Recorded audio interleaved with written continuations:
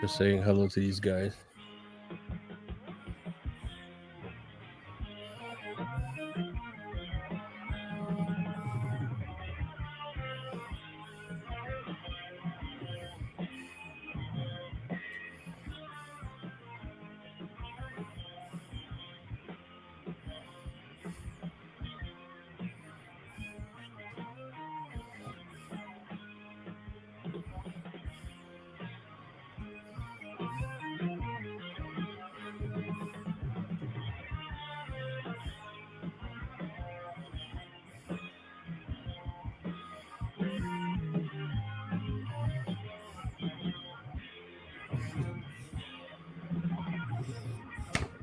What is going on, everybody? Welcome to the Dyna-Mic duo.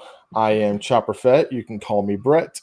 And with me to my left or to my right, depending on how you want to go about it, is my thrashing on the axe of steel Fletch Dyna. How's it going, buddy? Very good. Hello, folks. Welcome to the Dynamic Duo. And I'd like to say hello to everybody in the chat. As always, he's my C3PO to my R2D2. And we're all here to rock on as best as we can. Beep, beep, beep, boop, boop, boop. Right. I'd like to say hello to all the people in the side chat. Walton PA, Randy T-Bird, Mr. GRD. What's up, Bob? And Mr. McStash. What's up, you all? Yep. Brian the Bikers in here, too. We got a good crowd going. All right. All right. And, of course, it's the week after Sturgis, so everybody should be all tired out and stuff, you know. No excuses for not being in here tonight. So. Yeah, exactly, man. Exactly. Well, so guys, what this show is about, this show is all about you guys. Because, I mean, this is kind of how at least Fletch and I kind of got going was Scouts Adventures doing shows, channels about people might not know of. And so what's actually kind of funny is Scouts reached out to me because he's kind of on a little bit of a hiatus and said, hey, can you run it for me this month? I was like, sure, but I'm going to do it a little bit differently because I'm lazy. So I've pretty much made it a free-for-all. So if you want to come in and promote your channel today, I'm going to post that link in the side chat. You come on in, we'll share the screen and tell us a little bit about yourself and what your channel is all about. So going to keep it pretty loose. Hopefully you all have a good time with us here today. That's exactly right. So we're going to pay it forward, being part of the Sport MVC community. And I think this is the best way to do it, right? You guys come in.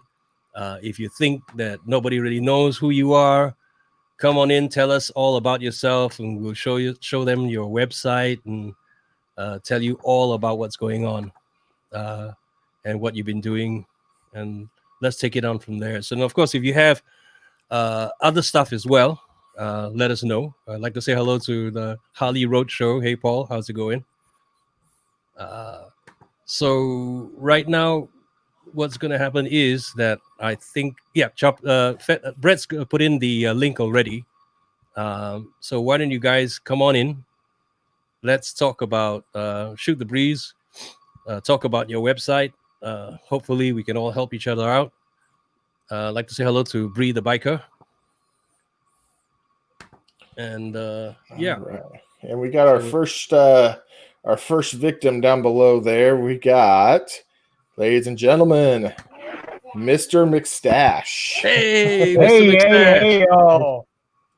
How's it going? Going good. What? I have a co-host back behind me here. You just can't see him right now. Okay. All right.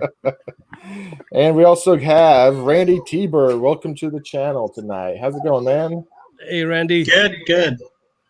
All right. So, like I said, we'll probably do is kind of do this on a first come first served basis. How are you?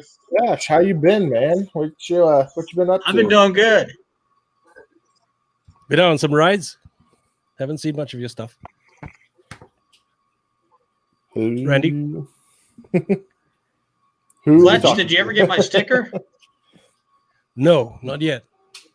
It's only been 2 months. Yeah, no, it's about there. I mean, Brett, for instance, sent his 3 months ago, and I only got it like 2 weeks ago. stuff I sent out. I don't know if you guys have gotten it. Mr. McStash, have you gotten my shit? No, I have not. I've been watching for it, Okay. but I have not gotten you. So you didn't get mine? No. Yeah, I did. Okay, good. I did. Remember, I did the video on it. Yeah, because I Yeah. did part of it and sent it to. Yeah. Yeah, that was like 2 months ago, man. I mean, Jesus. So I don't know. Whatever, I think they're just putting Lysol and stuff and let it breathe for a month. I don't know. Right. Hey. It's affecting the brain. Yeah. According to Trump, though, that's how you get rid of the coronavirus is you just ingest Lysol spray. So we should be good here in a couple weeks. Well, they keep telling me put alcohol in my hands, so Just No, drink we do it. There you go. Yeah, no, we do it. We do it a couple of ways. We put it on our face, we put it in ourselves, and we put it on our hands, and we're all good. So everything we got to just walk around smelling like Jack or something. Nice, very nice, very nice. All right. Well, I'm gonna go ahead. Mr. McStash, I got your channel pulled up over here. And talk to us about your stuff, man. How'd you get started and everything along those lines? Well, originally I had some friends. We used to go to DC every year for Rolling Thunder, and it was an older group, and some of them got a little bit older and was unable to make the trips. So I thought, well, I'll get me a GoPro, and then it'll be like them going on the trip. They can watch it with us. And then I found out you need a lot of room to store all these videos. Wife says, well, make a YouTube channel and you can store them all on YouTube. Okay. Then a couple of people started watching my videos. And I'm like, what is this? Some people really actually watch this stuff. So I got to looking and digging on there. I found John Maxwell, Harley Day Rider, Boating 52. And then I caught Harley Day Rider and Boating 52 talking back and forth about a trip they had planned. Okay, it's just like open to everybody.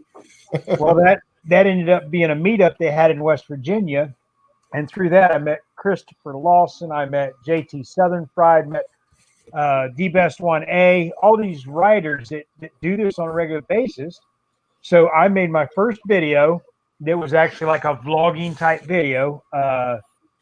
I drove through the south part of Ohio where they had the alleged Mothman down there and talked about Mothman 46. Yeah, I saw that. And that thing has, oh my goodness, unbelievable amount of views on it.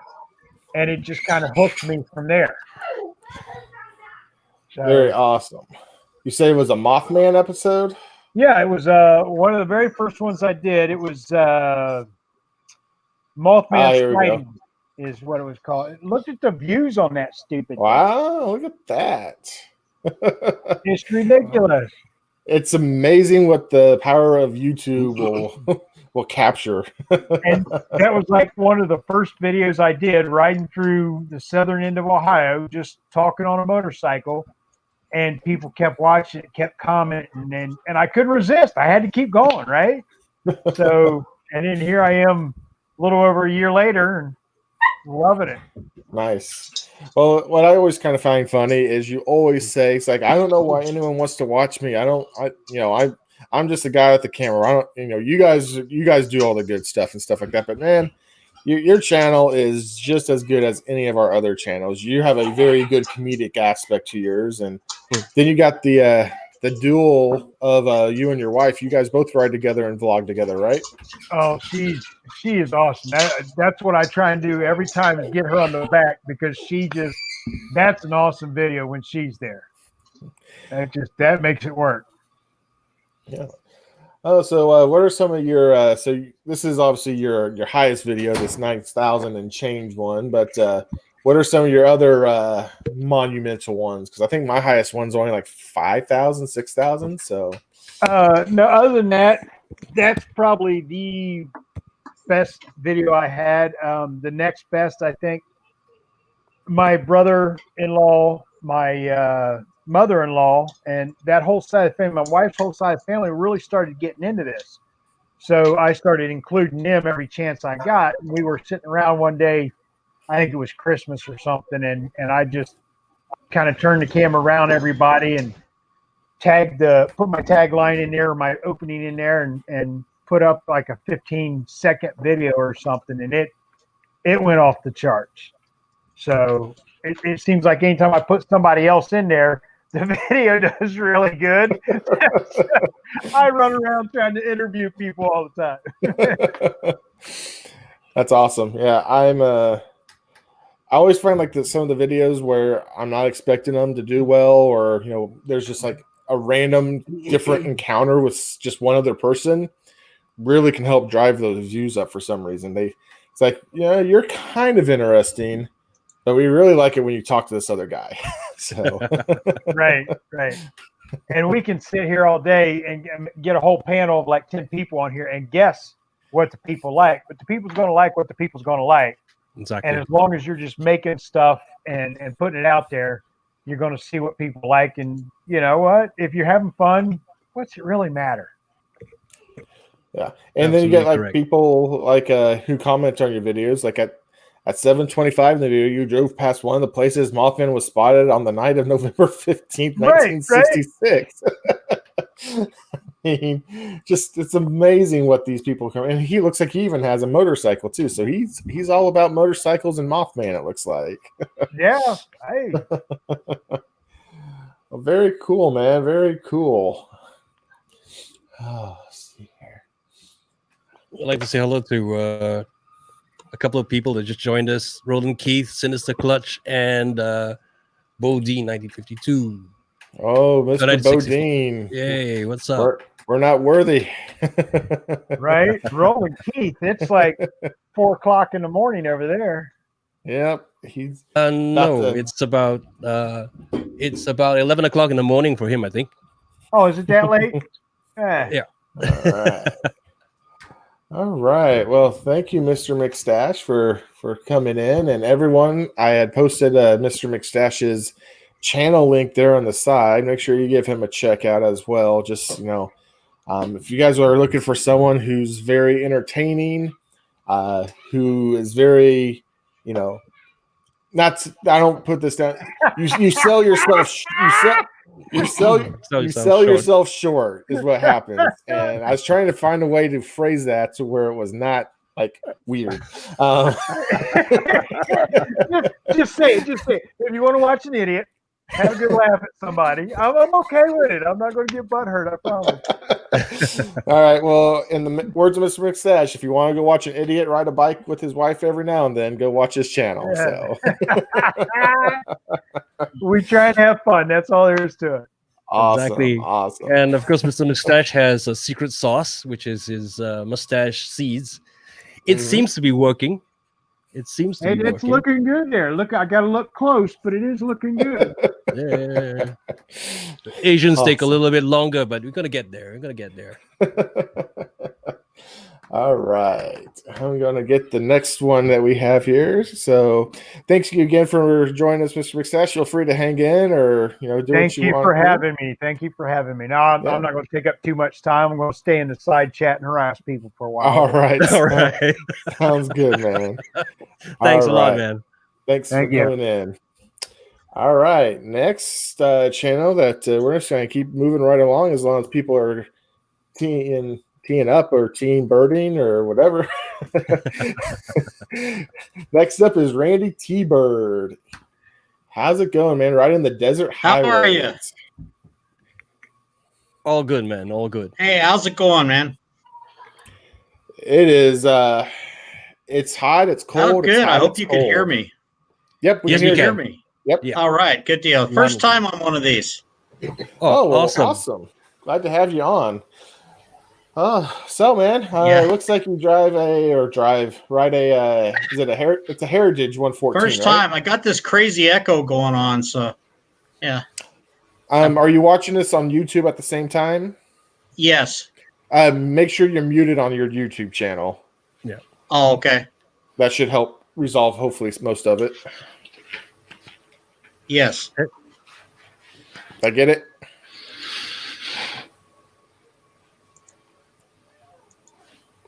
Okay. Well, I'll figure this out eventually, like I figured out YouTube in the last year. There we go. Yeah, I started this last year in June I just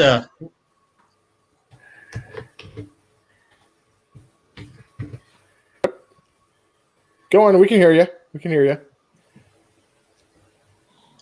I just really like what I'm doing. I'm getting a chance to meet people, and there's been several of you guys that really helped me out figure this out. Fletch, Chopper Fett, JP 1970 really gave me my big push.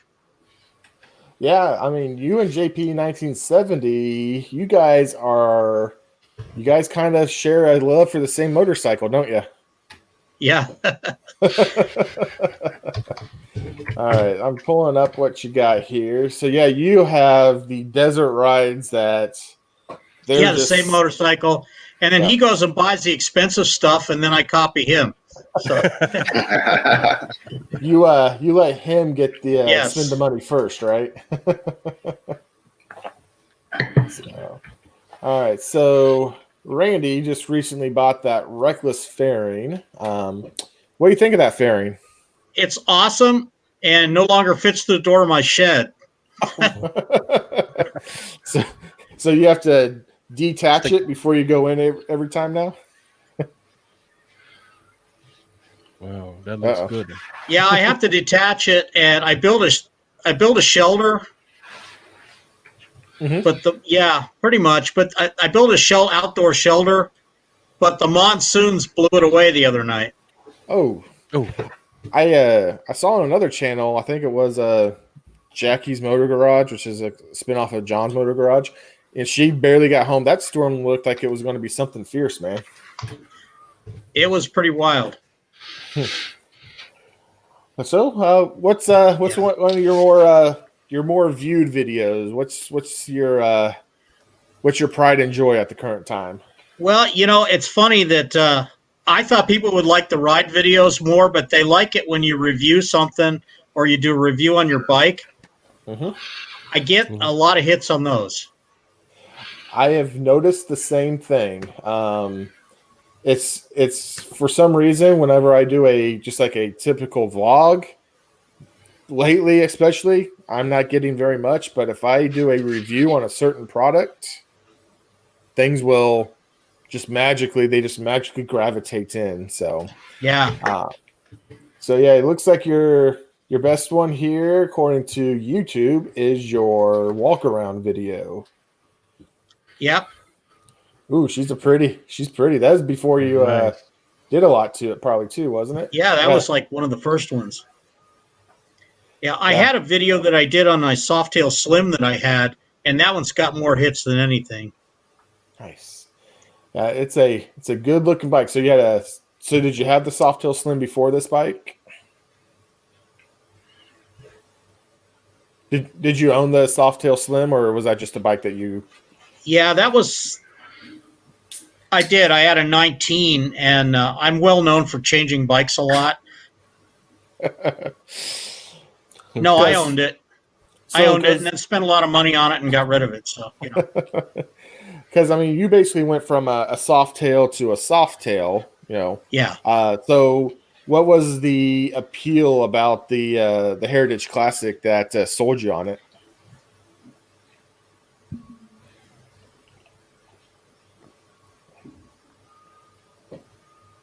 Randy? Well, actually, that was the one I wanted in the beginning, but I didn't have the funds to do it. Right. And I like the bags and the windshield.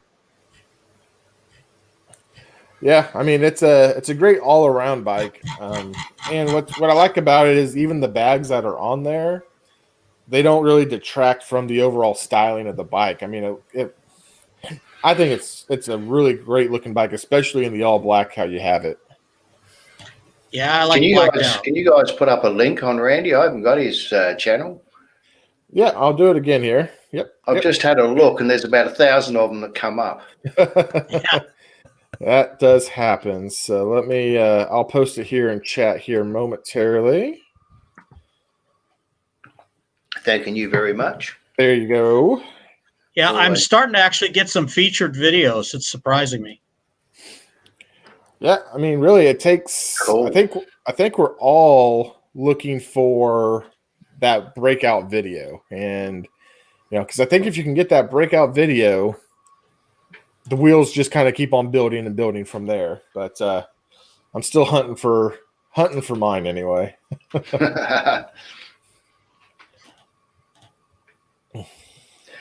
I've just locked you in there, Mr. Randy. Thank you. I'll check out your videos as in due course time. Yeah, my next video will be my 100th. Oh wow! Cool. So you've done 100 videos in about a year, you said? Yeah, about a year, and I just hit 202 subscribers. Awesome. Well, hopefully, so it's really rolling along, and I really appreciate everything everybody has done to help me along. Well, if you just hit 202, you're now at 208. So, Rob, right on.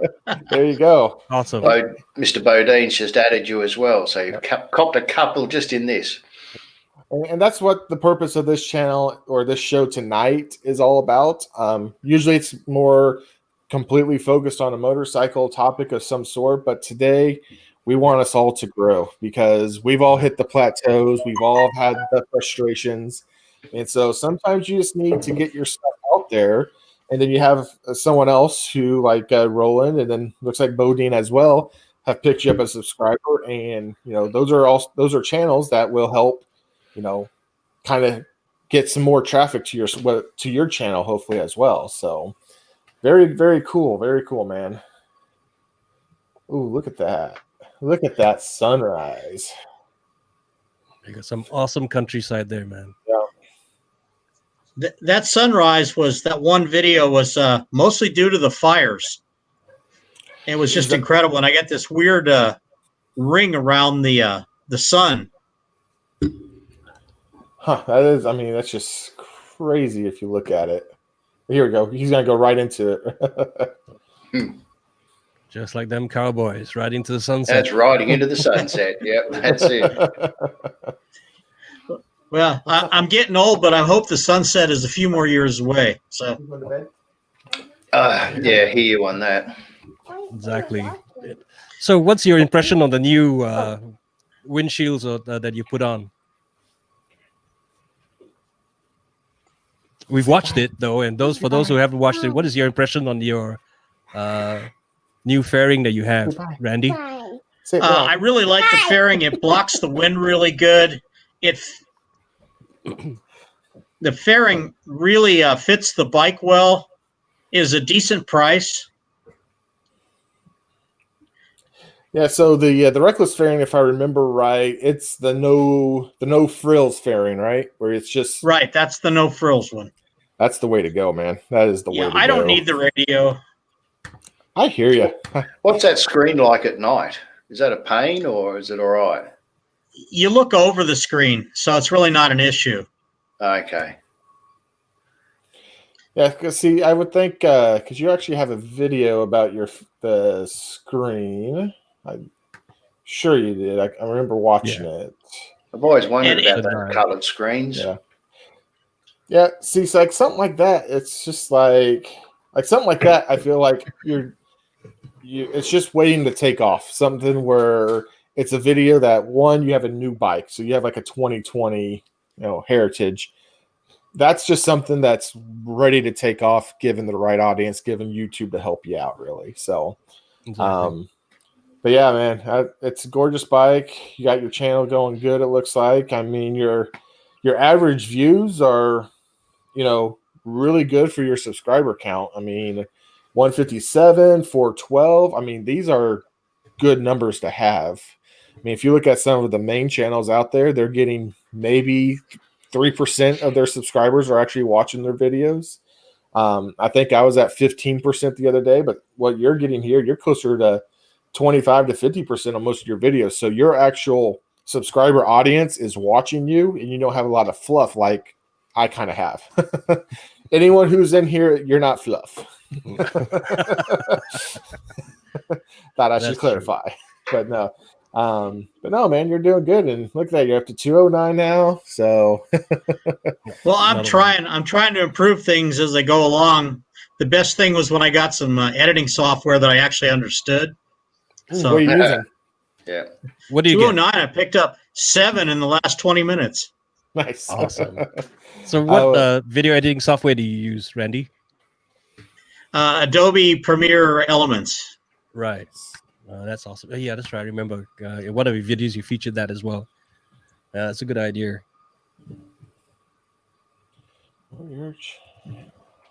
And I'm not the most tech savvy guy in the world, and it has a feature that guides you. And so I'm trying to work more things in there without getting too fancy. Yeah, man. I mean, like I said, I think your views per subscriber is like perfect. I think you're there, and it's about ready for it to go on up even higher. So, yeah. I want to commend you. I think you're doing a great job. Well, thank you. Man. All right. Anything else you want to say about your channel here? No, just thank you to all my viewers and all of you guys that are fellow motovloggers that have really inspired me and helped me along. All right. And, well, we appreciate you coming on tonight, and thank you for allowing us to share your channel with us. So I know I'm subscribed to you, so every time I get that new one, I'm itching to see what you got going. Yep. Exactly. Roland Keith. Well, thank you guys all. All right. All right, man. All right. So thank you. Well, look for one by Sunday afternoon, another one. So. Okay, I'm looking forward to that, man. Very nice. Very nice. All right. Well, thanks for stopping in. Thank you. All right.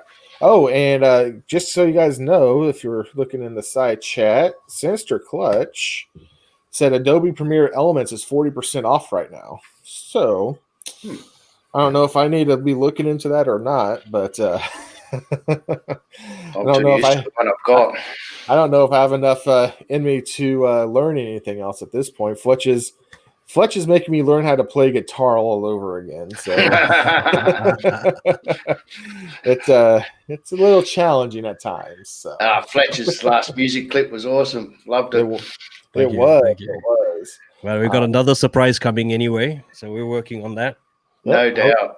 Hopefully, within a couple of weeks, we should be able to show you guys another little surprise we got cooked up. So hopefully next week, Yeah, I have to learn how to speak English though, apparently, because it's not very good. You're speaking Aussie, mate. That's different. Aussie, that's it. Yeah, Aussie. That's it. Aussie, yeah. It depends on which part of the down under you're from. It gets even more droll. I'm from the south, where the grits are. Oh yeah, that's it. Yeah.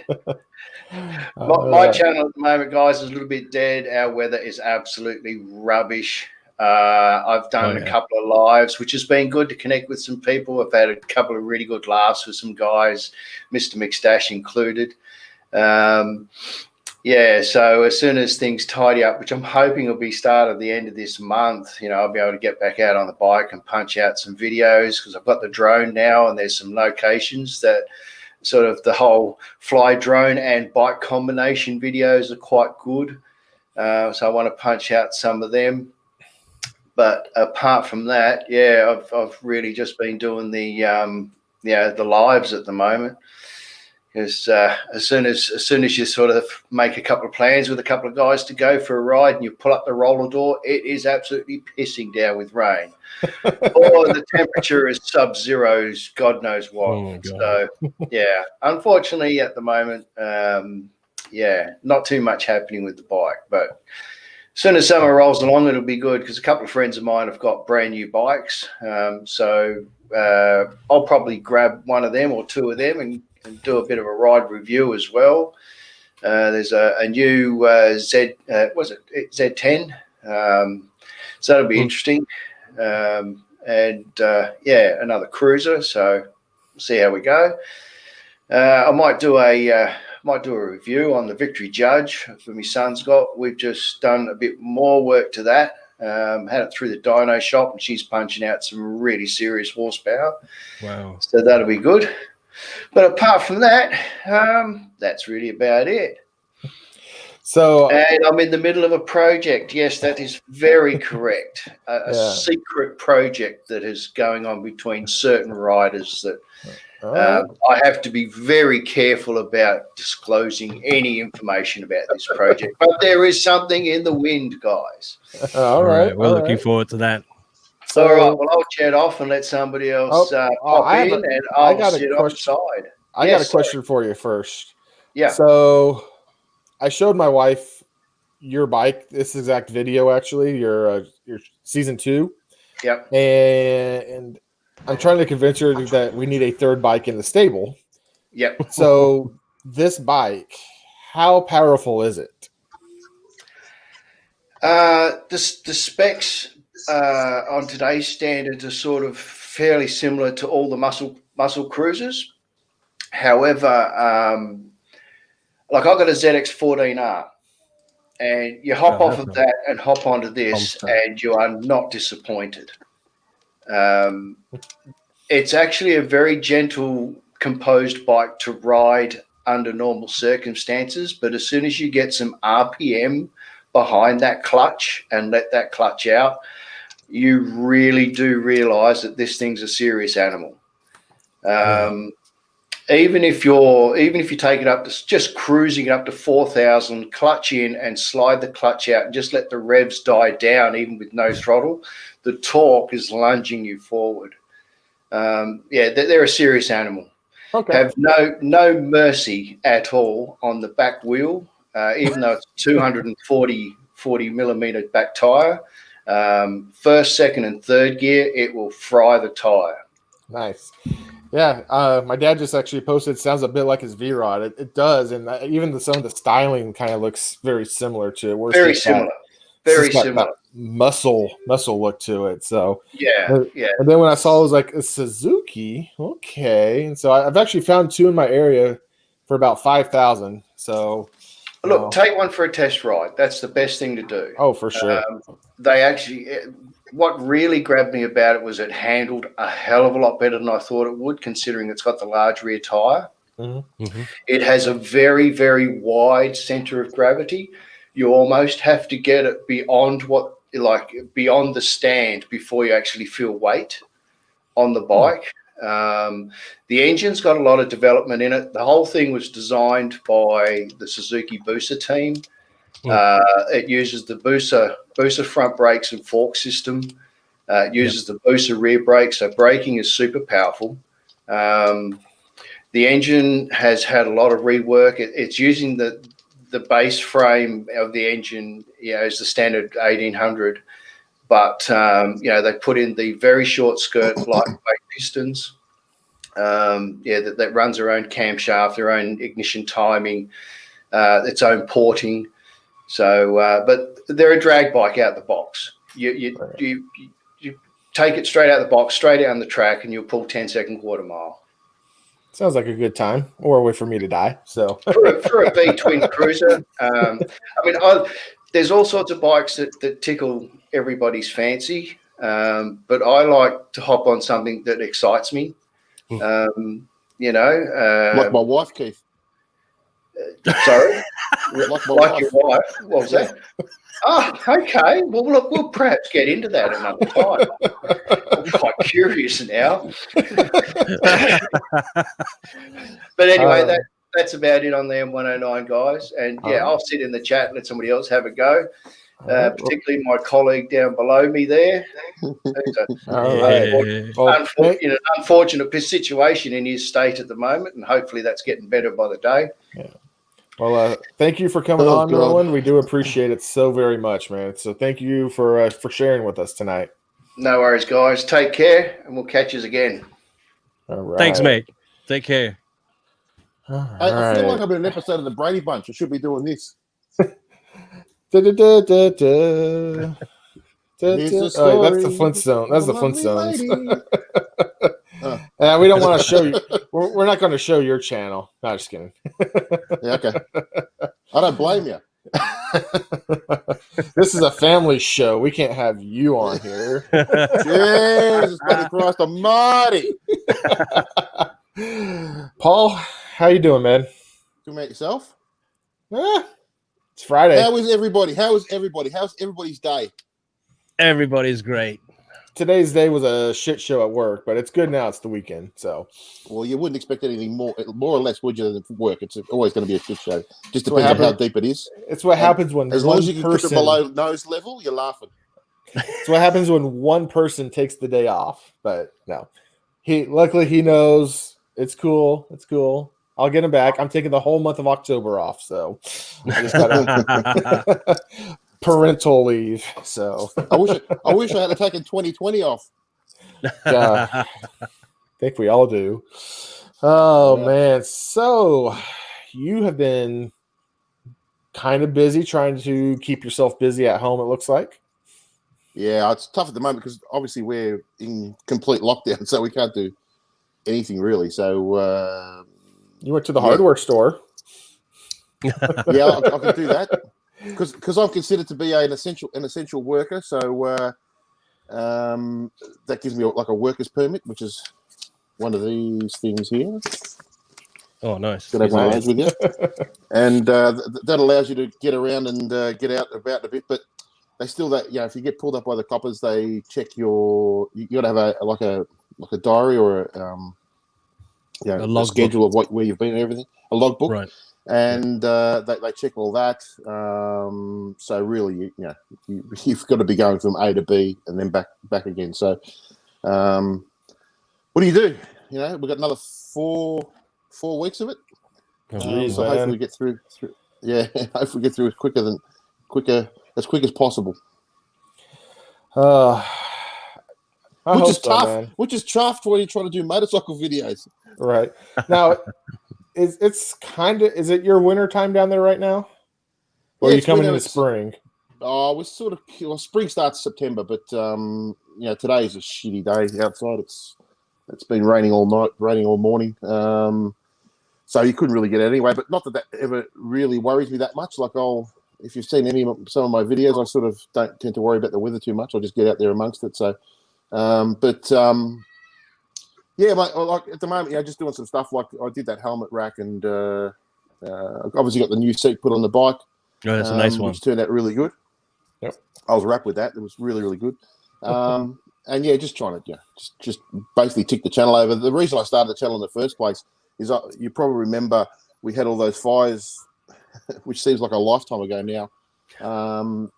We had all those fires, and people were desperate to get tourists back into all those regional towns. So I thought, I'll start the channel and do like a travel vlog and get out there and show people, even though the fires have been through, there's still plenty of places to see and do all that sort of stuff. But then, then COVID hit. So we've done a little bit of that, but then we just got stuck, in this whole COVID circus, and it's been tough ever since. Yeah, man. It just sucks. No way about it. Yeah, it sucks balls. Look, but like, hey, life it could be a lot worse. You know what I mean? There's people out there dying, so shit happens. What do you do? But I just can't wait to get out amongst it. Like as soon as this is over, I think I'll take a couple of weeks, off and get out. And there's a whole heap of places I want to go and see. There's heaps of places around Victoria to have a look at, because we'll be stuck in Victoria, I would think. They won't open the borders yet to any other places. I wouldn't imagine. But there's heaps of places in Victoria to see. For those of you who don't know, Victoria is sort of down the bottom of Australia, so we sort of have the best of all worlds down here. We have, it's a temperate climate, so you've got beach, you've got mountains, you've got snow, you've got desert, you've got the whole lot all in one state. So there's heaps of good spots to get around and have a look at, and that's what we'll do once we're allowed to.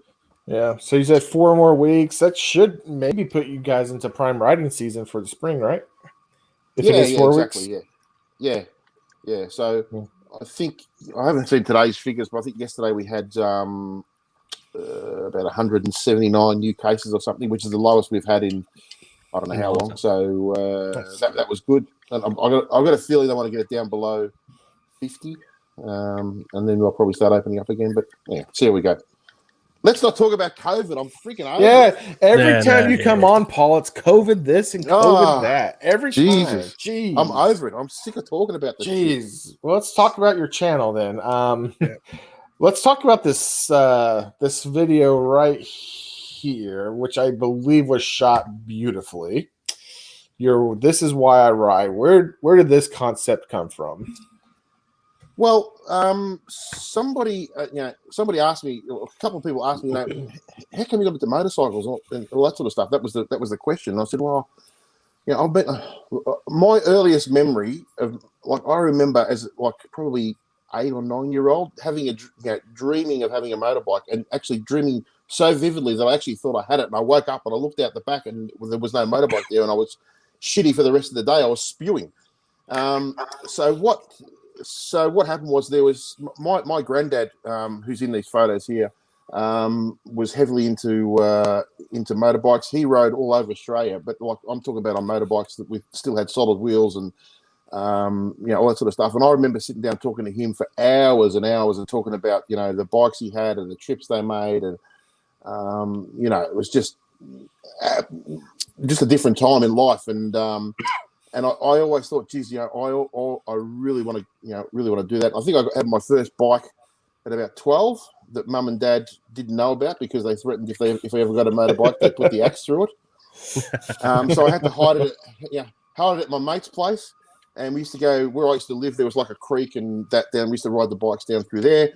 And then slowly but surely, when I came to, obviously got old enough to get my own license and everything, I just went out and bought a GSX 250 was my first one, because we've got to be on under 250. Well, we used to have to be under 250 for your first bike. So I bought that off an old guy, sold it, then bought an RZ 250, which is a 2-stroke, which used to go like shit off a shovel.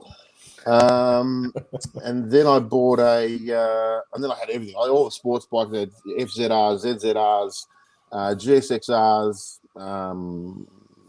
you name it. I've had all sorts of bikes.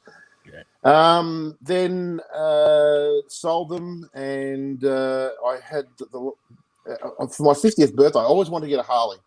And my 50th birthday was coming up, and I said, you know what, I don't want anything else. I'm going to buy myself a Harley for my birthday. So that's what I did. And sat on I'll never forget riding home from the Harley Heaven, which is where I bought it from, thinking, why the hell didn't I buy this earlier? Like, it was just, just the feeling of them are just awesome.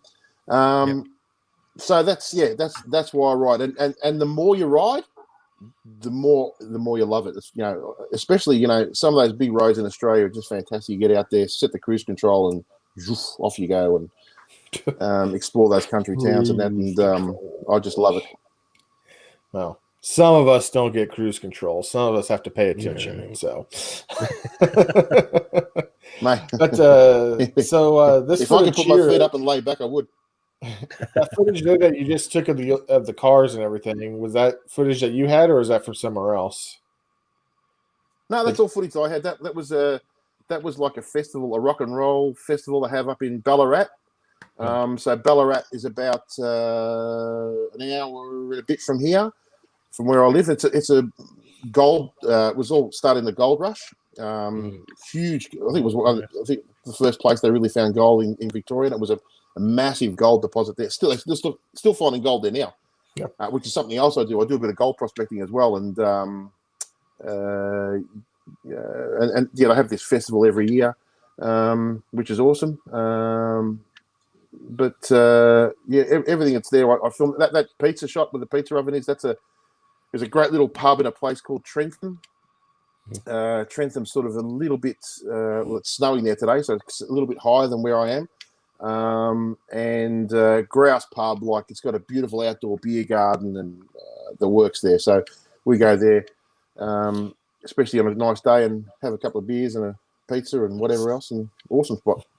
Well, what caught my eye about this film right here was the editing filter that you put on top of it, because it looks like it's from the 60s or 70s. Just the way you ended up, doing it with the color and everything. It looked like a kind of like a Zapruder film looking thing. So, very cool. So, as you know, I try and put a lot of effort into my videos, and the more I get into it, the more effort I put into it. I like on the show. I was talking to you guys on the show last week, and for me, it's about the story and getting it, as interesting as possible for people. Because at the end of the day, whether you realize it or not, we're actually in the entertainment business. So you want to entertain people. The last thing you want to be doing is putting something out that's boring. So, I think the more I've gone along, the more I've tried to make it as entertaining as possible. I watch heaps of, I've been watching a lot of, filmmaking, YouTube stuff and all that sort of stuff. So the more I get into it, the more I want to get better, Yeah, for sure. But Paul, I think you also have not just motorcycle ride videos. I think you had a series in the first lockdown on making pizza. Are we going to look forward to another round of cooking with Paul? Actually, somebody sent me a message the other day and said, "When are you going to do another cooking one?" I'm a one-trick pony. But I'll try and do something else in the pizza oven. The reason I did that was once you make homemade pizza in that pizza oven, like a lot of times my kids won't eat take away pizza. They just love the pizza oven stuff. It is a different taste. I just love them out of there. So good fun. Okay, yeah, Mr. Martha Stewart over here, man. Oh yeah, look at this. Yeah, that's awesome, man. And I tried to make it as simple as possible because I'm assuming blokes are going to be making this, so let's not make it too complicated. I know. I tried it out. It worked. Did you? Well, I don't have. Yeah, I did. Remember, I asked you about good. the ingredients and stuff, and you sent it to me. The only thing was, then obviously I don't have a stove, but I do have a proper oven, so I actually use that. It didn't come out the same in the sense you didn't have the smoky flavor to it, but it tasted really good. My mum loved it. She's not a pizza person. Oh, good. If you get it, you can buy like a pizza stone. Yeah.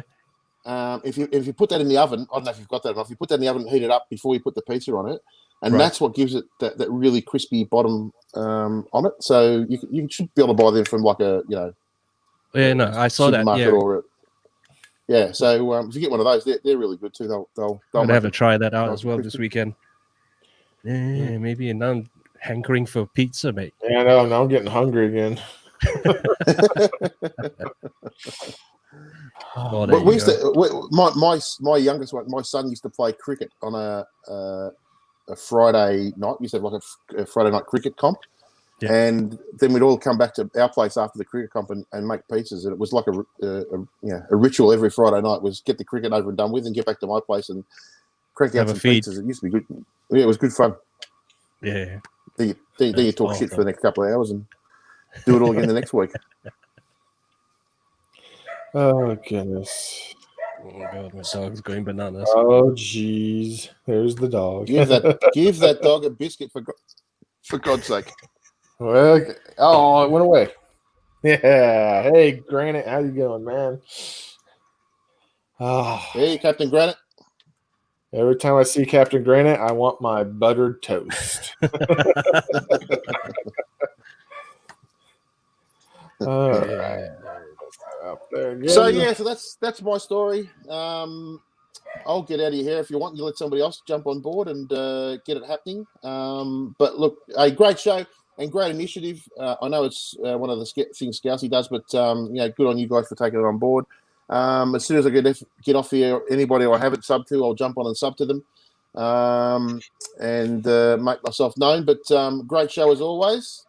Excellent. And guys, if you want me to do anything, or just let me know and I'll jump on board. Happy to help. Thanks, Paul. We Peace out, people. Ciao, everybody. Have a great weekend. And thanks, Paul. We'll talk to you later. All right, man. Oh, so Fletch, I know we both use this piece of hardware. The media mod does not like to get wet. Nothing. If it's not the original thing and you add something onto a GoPro, you're basically effed. I had to keep it rated. I was watching a Her Two Wheels video, and on the way back from her Florida trip, she her GoPros went dead. So I thought, maybe the media mod would be a good, because she has to keep the door open because of the way the mics go for the 7. It's like, well, maybe the entrapment of the full media mod would work, but I guess it does not. No. So long as you have to add something to it, if it's out of the actual case or whatever, it's not waterproof, and they tell you to anyway, right? But it's a medium mod, the old 7s with and you go out and buy all those makeshift cases to put in the microphone and everything else, it's still not waterproof. So we're all basically effed there. For the most part, yeah. Yeah. So yeah, guys, we got some open spots here. If you guys want to join in, and all we're doing is kind of showing off some channels here today. Just kind of chatting it up. So come on in if you want to. And wow, I'm just repeating myself. Yeah. Hey, Brett, why don't you put in the link for the Harley Roadshow so that everybody who's has not locked into his channel yet, please go ahead and subscribe to him. Also, don't forget to subscribe to Randy T-Bird. And today's topic, as Brett has mentioned earlier, is all about promoting your channels. We're supposed, well, actually, this is a regular channel for Scouts and a regular thing for Scouts to promote the schedule. But he's on a little safari. Is he?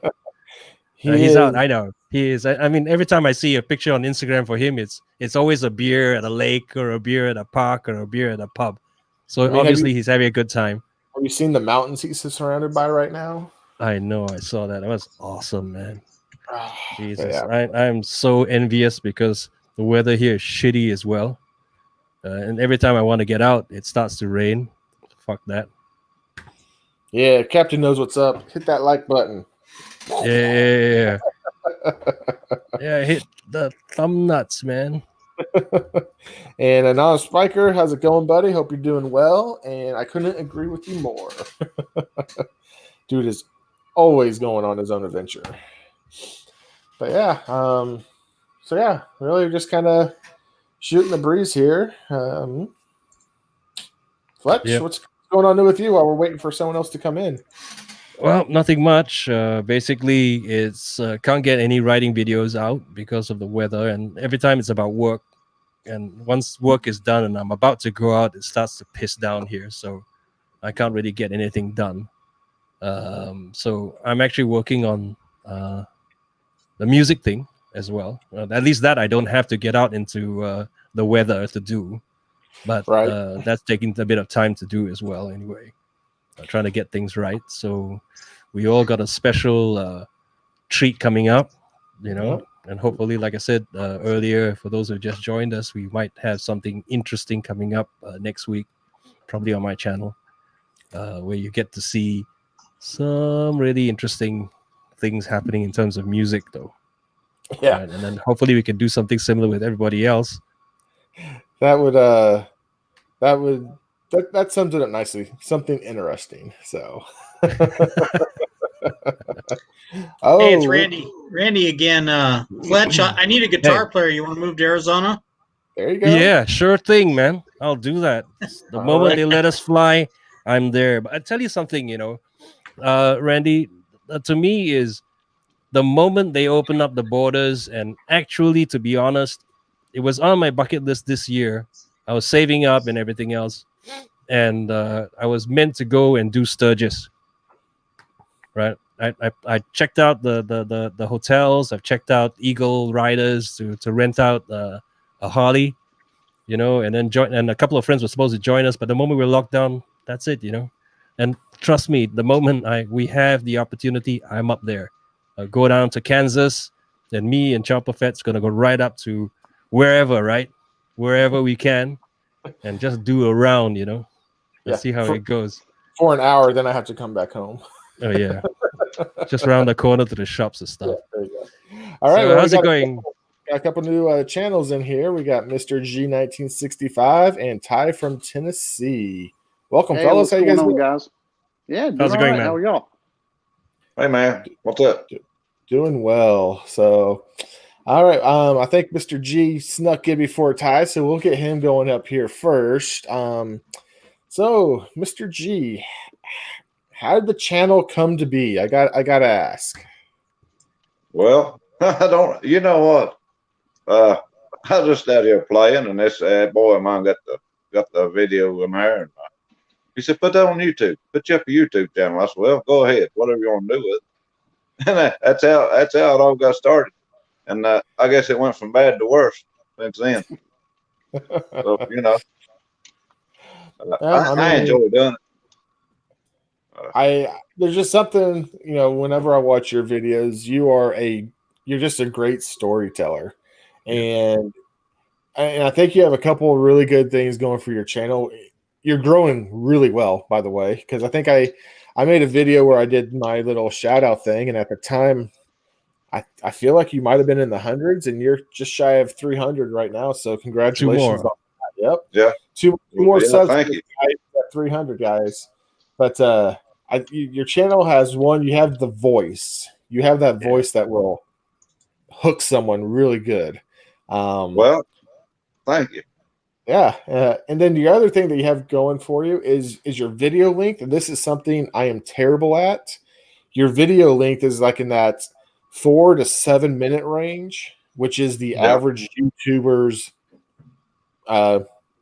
attention span. So you're getting your entire story done in the amount of time it takes for us to lose our attention. So, I just wanted to let you know that I feel like you're doing a really good job, and the shout out was well deserved that I gave you when I put it on my channel. Man, I appreciate that. I really do. I like all the channels. I don't never. If I watch it, I give it a thumbs up. I don't care who it is. If I watch it, I'll give it a thumbs up. I've never give a thumbs down, and never will. If you don't like it, move on, buddy. Don't you know what I mean? Exactly. Walton GA says Mr. G is kind of like Sam Elliott.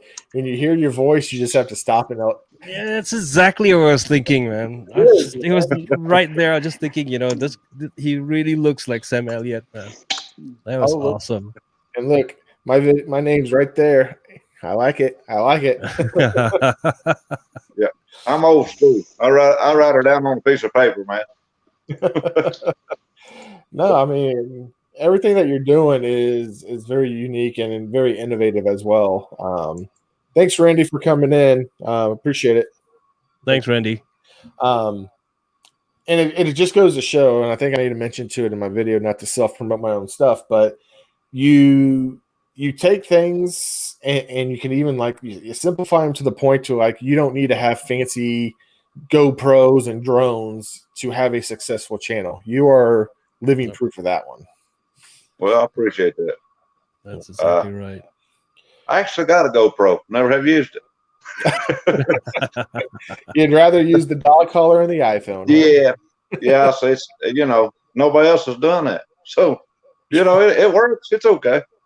Yeah. I mean, when most of your videos that you're doing are off the bike, talking to the camera, you don't need to have a fancy camera going at all times. So I've said it before, iPhone 10s, 11s, they're okay. They're not as good as like a Canon DSLR type thing, but they are very adequate enough for social media purposes. I use mine more than I use my.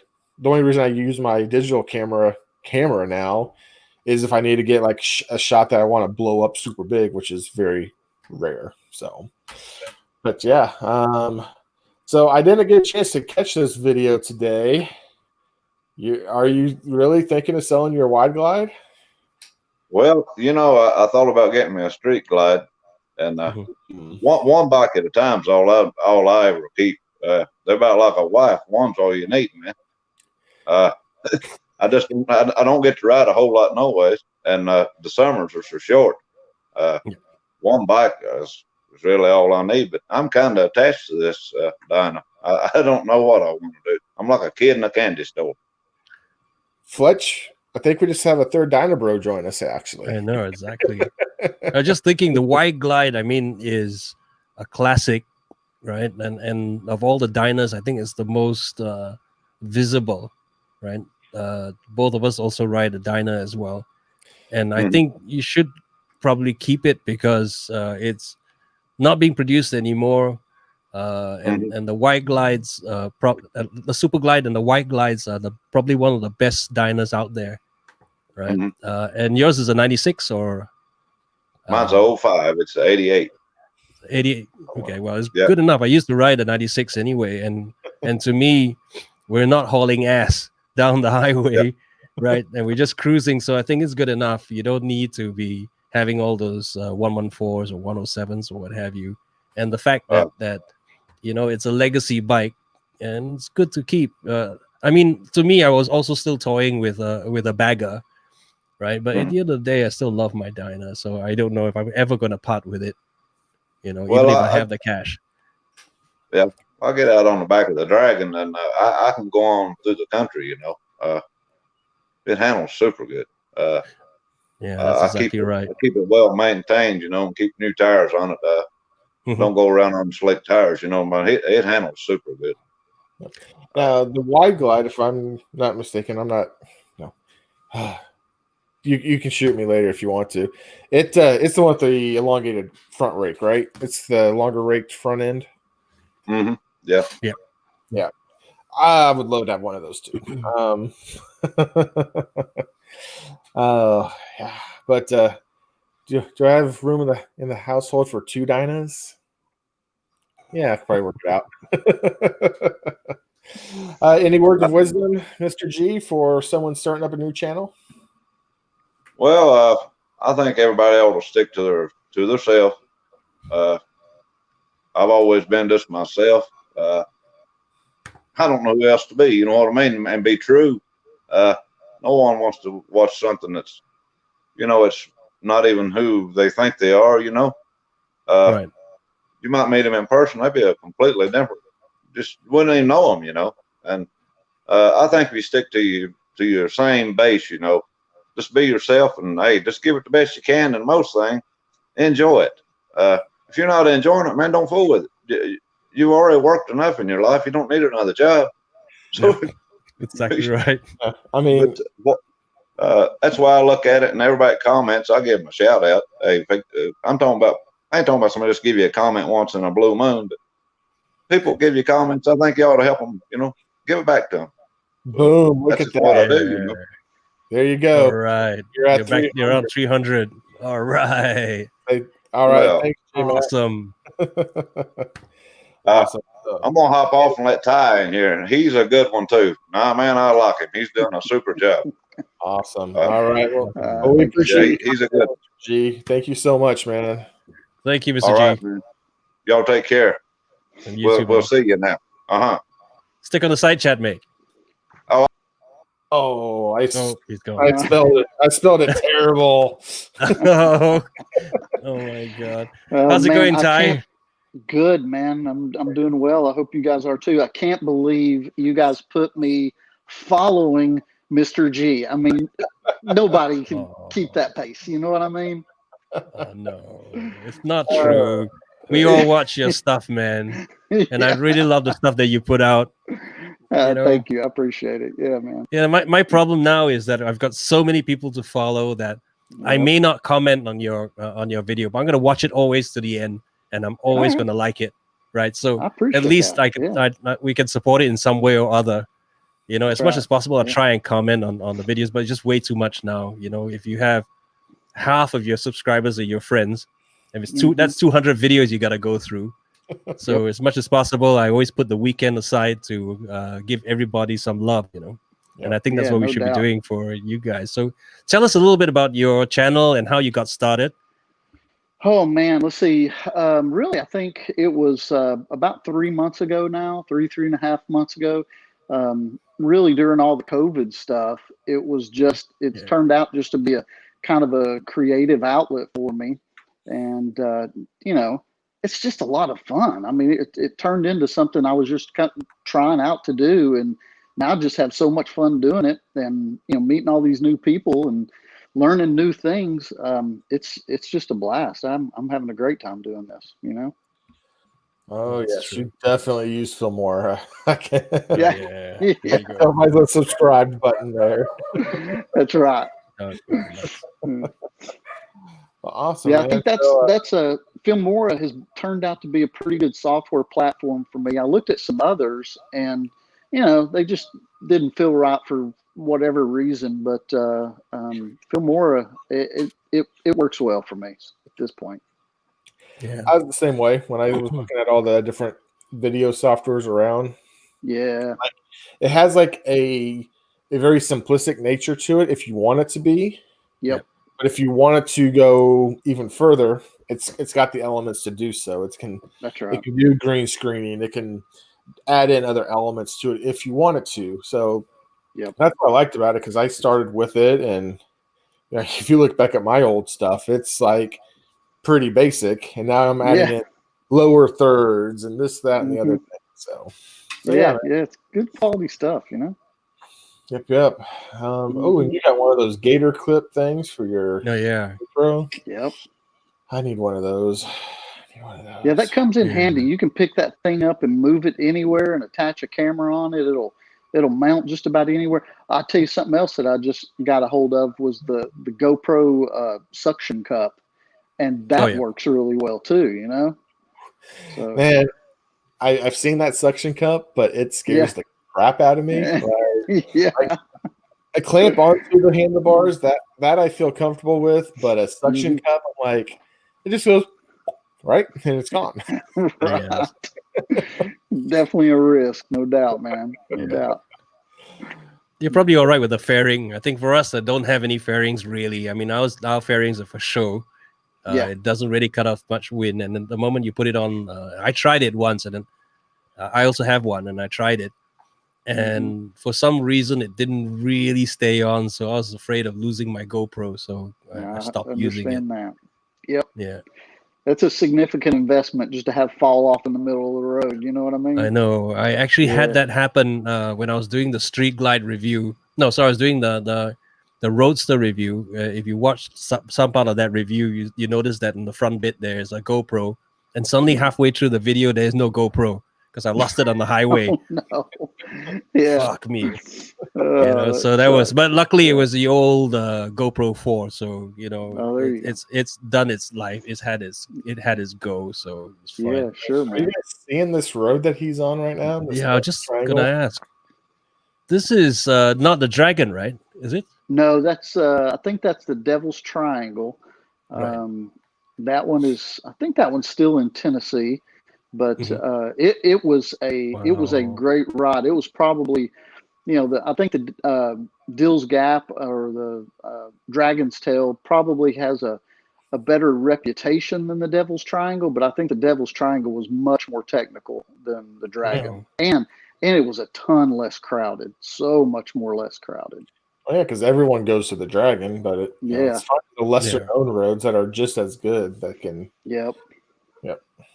We were actually going to ride up there. We were actually going to ride up there today. I was supposed to meet Doyle from the Blue Bike and Doyle. Oh yeah. Chestnut Mountain Tin Man.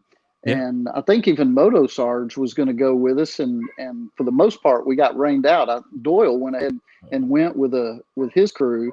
But some of us had to stay home because of weather. But that would have been a fantastic day. That would have been an interesting cast of characters. Yeah, that's right. Yeah. That would have been fun though. Man. Ooh, look at that one. Oh wow. Yeah. So tonight, my wife and I are packing up. We're riding with the Hog chapter here. We're going to Monticello, Kentucky tomorrow morning for a ride called Aces and Eights. So we're going to be doing that one tomorrow. Again, weather permitting, but we're moving forward with it. Was it like a poker run?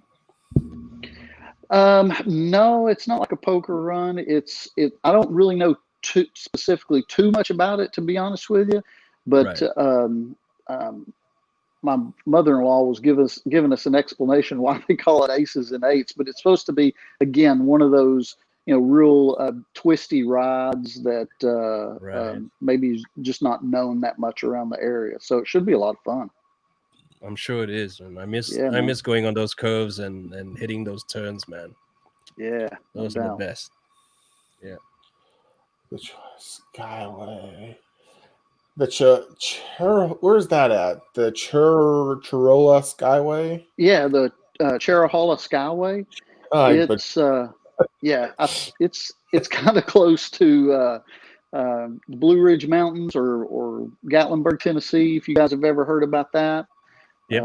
But that is the Cherahalla Skyway has some absolute beautiful scenery, and it's got more of these type of long sweeping turns that you can just, you can get a little speed behind them, and they're just real comfortable, just so much fun. That's probably one of my favorite places to go ride. Cherahalla Skyway is fantastic. That's a good place. So I see you got these arm sleeves on. I got some of them in my sock drawer that I just haven't had the opportunity to actually use yet. Yeah. I tried them on inside the house one day, and I did actually, now could be the mental thing, I did feel like it was cooler on my arm that I had it on than the one I didn't. What's your opinion on? Do you like them? I love them because it keeps me from getting sunburned, and that's the main reason I wear them, just so I don't get fried while I'm out on the bike. And so far, whenever I'm wearing them, I'm coming home and I still have a farmer's tan, but not that bad of a farmer's tan. So yeah, they work. They work as advertised. Mm-hmm. Awesome. Well, it looks like you got quite the community out that way anyway. So I need to get out in my community more. I don't get past my city limits all that often, just because it's like, and I'm done. But yeah, I understand that. Yeah, there is a great community here. I'm part of the local hog chapter, and some of those guys that I've gotten to know over the past 4-6 months or whatever, man, they are just awesome and a great group to ride with. So they're cool to hang out with. I think it's a funny thing about Harley riders and hog in general. I remember when I first joined the Harley owners group, and I had a friend who was riding a BMW, and he decided to join me in one of the events because a lot of times hog, well, at least in Singapore, when we do have it, they do encourage others who don't ride Harleys to join us. And that's more like a sales tactic, right? So if you're riding some other bike and you see everybody roaring down the highway on a Harley, chances are you're gonna buy a Harley anyway, right? So that's the reason behind it. But here's the first thing he said to me. He said, "You guys are the friendliest guys I've ever met," and that's true.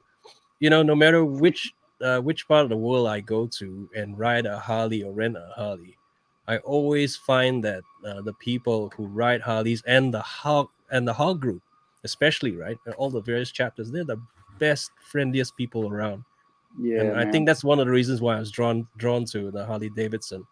And I was looking at some of your videos, and I realized that you also did a review on the 2020, and that's what you're riding right now, the Street Glide, right? Mm-hmm. The 2020 Street Glide. Is that what you're riding? Yes, sir. That's right. So I did the review on the on my Street Glide, and then a couple of days ago, I was able to go to White Lightning, which is my local dealership, and do the video hadn't come out yet, but I did a review on a 2020 Street Bob and a review on the Live Wire. So I'll have those. Wire. Yeah, man, I'll have those two videos coming out. The one with the Street Bob will come out on Tuesday, and the week after that, the one with the Live Wire will come out. But those two bikes, man, they were so much fun. Oh, they were so much fun. Yeah. I know. That's the thing about these bikes. They're a bit different. Each thing has its own quality, right? So the Street Glides, and the Baggers are all meant for long distance riding. You're not supposed to be zipping around, although they have the power to do so, right? You still can do the corners and turns. But the moment you're on a Softail or a Dyna, then the devil comes out, right? Because then suddenly you get that much lighter a bike and that much power on the rear wheel, and you just want to do those curves, man. I know it was fantastic. It was so much fun. I mean, I was probably smiling the rest of the day, no doubt. But and I'll tell you that Live Wire, that bike will fly. That bike is so fast, and it was a lot of fun as well. So, what was your impression of the Live Wire? What I've been telling people is if I loved it. And if I had an extra, 30, 35 grand laying around the house, not really doing anything, I would buy one. I would have no problem with it. It was that much fun. It was just a totally different experience, Yeah. It was really hard to think of anything to kind of compare it to, but I think it's a great product from Harley. I like it. It's fun. Cool. But one of the things that I think that's going to bum a lot of people out is the fact that, okay, obviously there's no gas, right, to put on it. It's all electric. I'm not sure what it's like in the United States. Here in Asia where I am, right, and I've been to all the rest stops across all the highways to Thailand, and I've only noticed that there was only 1 or 2 rest stops that had charging points, right? Yeah. So in the United States, would you have a little bit more, or do you have a little bit more? Would that be something interesting to ride for long distances? I think it'd be tough to do long distance. What do you think, Ty? I don't think there's enough of them. You would have to strategically plan out, where your stops were going to be and make sure that you had some type of power source. You'd probably have to put some serious research into that.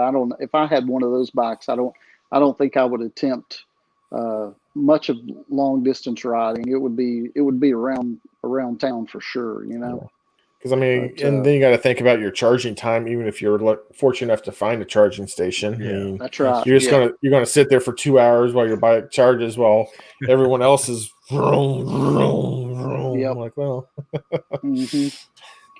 and you when that bike starts, you can't even hear it running. It's just a real low hum almost. I mean, it's tough to tell. It's a real neat bike. I like it, but it's different. It's really different. There you go. Infinite power. Exactly. Yeah. There we go. Trying to solve that. Yeah, that's the way to go, man. That's for sure. Oh man. So you're doing really good on your channel as well, Ty. From some of the analytics, I'm not sure if you ever use TubeBuddy and everything like that, but you got a social media presence on Facebook. It looks like that I wish I had. I don't have that presence on there. So yeah. Kudos for you for having that. I mean, this is really, really doing a really good job, man. Yeah, cool. Thank you. I don't. What'd you say? TubeBuddy? Is that what you were using there, or something like that? It's called TubeBuddy. Yeah. Okay. I use vidIQ, which is, I think it's TubeBuddy's competitor. I think that type of thing. But it's proven to be really, really helpful. But I'm working hard to try to do any type of self promotion I can to grow the channel and that type of thing. But it's so far it's been a lot of fun. So see here, 12 videos. This is your entire channel right now. Is that correct? Just the 12? No, I don't think so. I think I should have probably close to 20-ish, maybe. Oh, there they are. They're hidden inside the playlist for some reason. There they are. All right. Yeah. I don't know what happened there. Okay. I was like, I know I've been following you longer than 20 videos. So, yeah. Yeah, I was thinking as well. All right. So, yeah, man, it's because I selected the most popular. Okay, that makes sense. So I did the same thing as well. So wondering what? What? Nice. But no, I was just kind of looking at your total views. As I mentioned to someone else earlier, it's like your views per subscriber are really good. I mean, I'm looking 214, even a 97 when you only have 240 subscribers.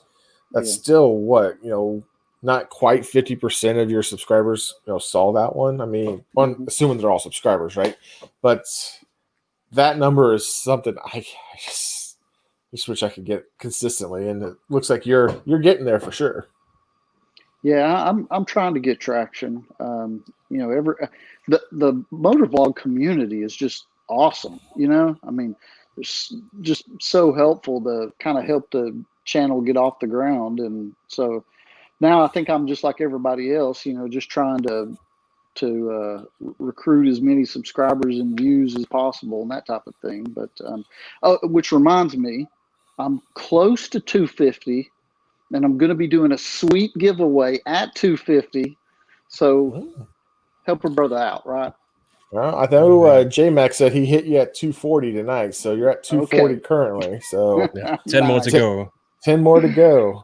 Yeah, man. Very cool. Cool, man. Very Well, cool. awesome job with the channel, man.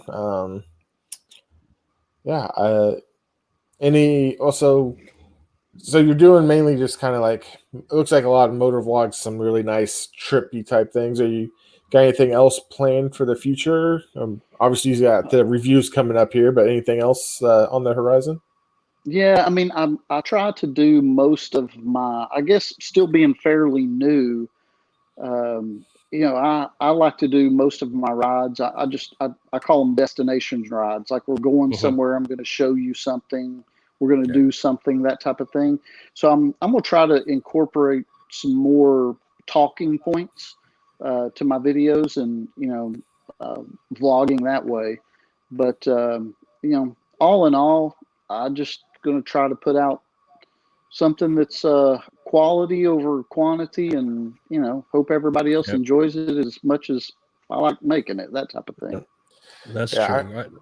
I was looking through. Sorry, Brett. I was just looking through your videos and your views though, and I realized your destination videos are doing very well. So I think maybe keep on that particular topic. And if you do the hog ride, that'd be great. And if you can actually put it out there, I think there's going to be a lot of people that be interested. I mean, I think that's one of the reasons why most of us have gotten into YouTube, besides of course putting out our own stuff, is to be able to see what's it like on the other side, right? So I get to see people from the United States, from the United Kingdom, from Australia, from New Zealand, from South Africa as well, right? And I think the things that you're putting out makes me want to come back for more, because at the end of the day, I get to see more of where you're at and stuff that you are doing. That's different from what we have over here, right? We don't have temperate climates and everything else. Ours is all tropical, so it's just rain and shine. That's it, 365. And I think that's what a lot of people enjoy as well. And again, looking at your views, the Tail of the Dragon got you about 1,000 views and more, right? So I think keep on doing the same things, and I think you should be there. This one was creepy, that creepy old abandoned bunker. Oh yeah. I was watching that. There's something about that one. I was like, I feel uneasy watching this one.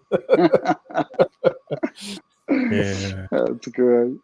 Yep. And then I got called out, and I think it was it this episode? I think it was this episode where Doyle sent one of my Chopper Fit stickers to you. That's and you're right. like, this doesn't get you off the hook. I'm like, that's right.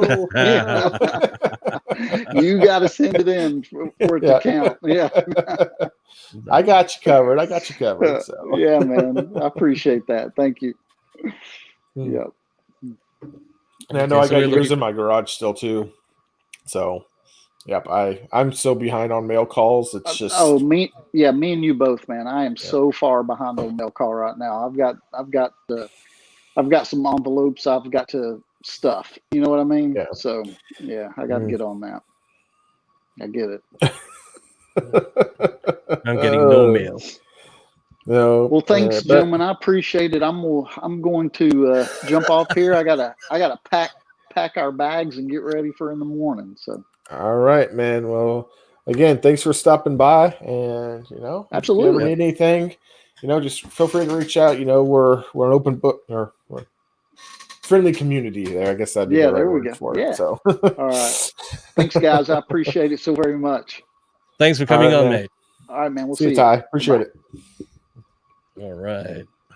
Well, we still got the link on the side chat, guys. For those of you who would like to promote your channel, today's topic is about promoting your channel and helping you guys grow. We're helping Scouse out while he's on his safari. Right. And if you guys don't get in here quick, Fletch is going to start singing for us. So exactly. I even got my guitar on the side there, though I need to tune it up, though. Nope, he's going to play out of tune just to make it even better. So yeah, exactly. It's, Paul, I'm sorry. What is your wife listening to my voice? I don't know.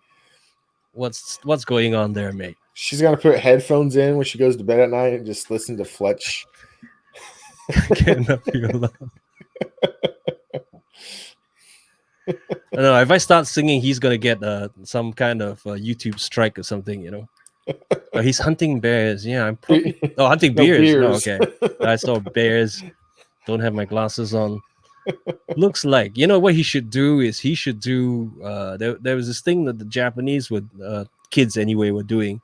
They would have a little stuffed chicken or whatever. So each place they go to, they would just feature that particular interesting site, and then have the chicken there or something. So in his case, it's beers, right? So he goes to the mountain, there's a beer. If he goes to a lake, there's a beer. No beer for the pub, right? and whatever, right? I think that'd be great. So come on in, guys. Side chat. There is a link there. I believe that Fetch the Fluff.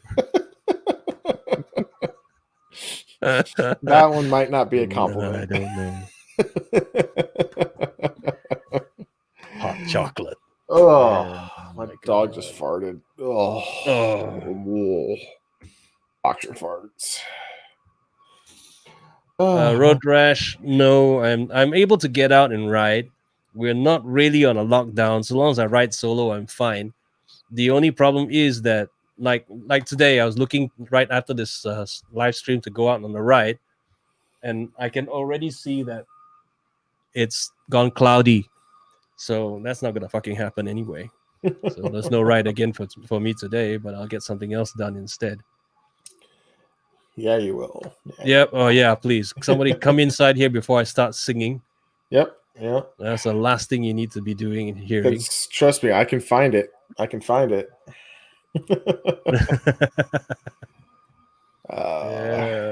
this is tornado. Oh my god. Man, the weather really sucks, man. Yeah. Man, it's tough. Anyway, right. So guys, I mean, don't forget to, for those who were in the side chat and for the people that have come on, and if you haven't subscribed to them yet, please go ahead and subscribe. Don't forget to, of course, put a nice thumbs up to the videos here. Hey, Desert Mofo, how's it going, mate? What's going on, man? Oh, you might want to mute your YouTube. Yeah. Give me 1 second here. Yeah, no worries, man. And here's the thing: I don't think I'm subscribed to Desert Mofo. Yep, I'm putting his link down right now. He's a newer channel, so thank you for coming on, man. All right. You hear us? Yeah, that's a lot better. Hey, thanks for having me. All Yeah, I can hear right. you guys. Perfect. Thanks for coming, man. There's a link in the side chat for Desert Mofo. So welcome. Thanks for giving us the time today, man. Appreciate it. Thanks for coming, man. Yeah. No problem. Thanks for having me on. So tell us a I little just bit about your started following channel. you, Chopper Fett, like a week or two ago. Yep. I believe that's where it was. And then it's like you said you What was followed that? me. I'm like, I'm going to go check out your channel. And I'm kind of gotten out of the whole subscribe thing. So when I actually went to your channel and looked at it, I was like, yes, this is like actual content that I want to be a part of. So, you know, kudos because I mean, just looking at your main page here, it caught my eye. And then I just kind of went from there. So, so yeah, man, tell us a little bit about yourself and your page.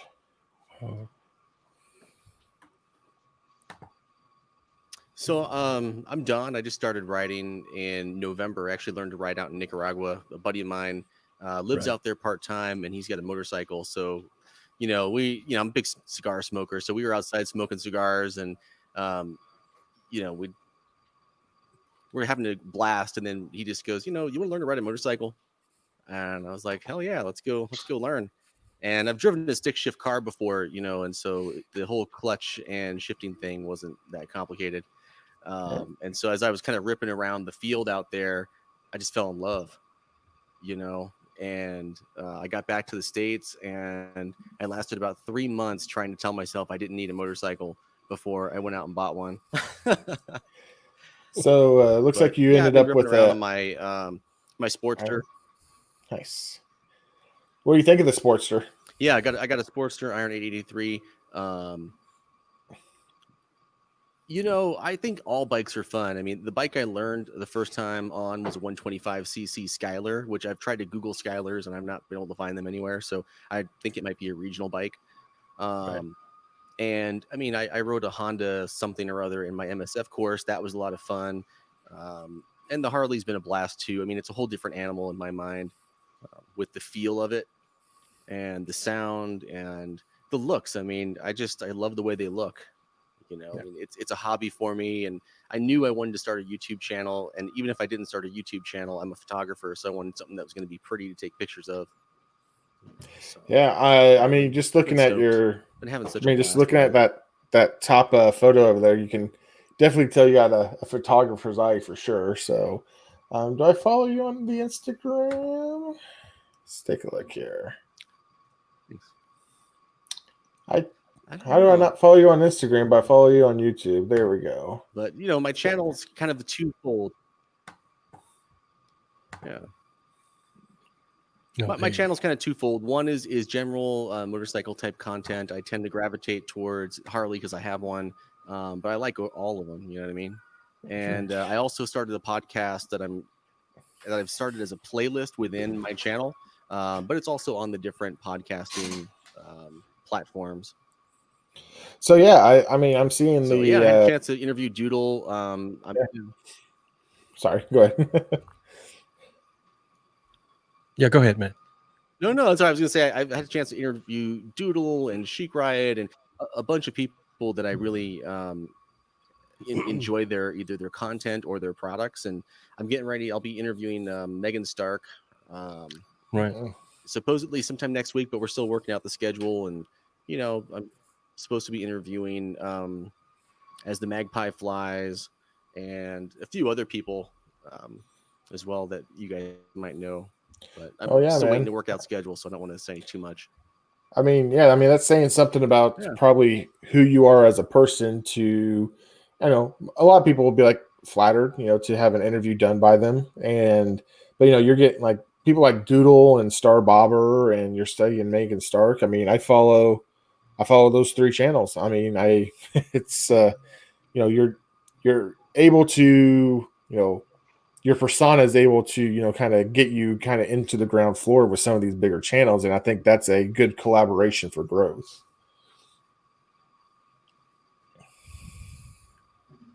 Well, I've been trying to make an effort to interview people I'm genuinely interested in, instead of not just going after a big name or something, but just someone whose channel I really liked, or, in the case of Chic Riot,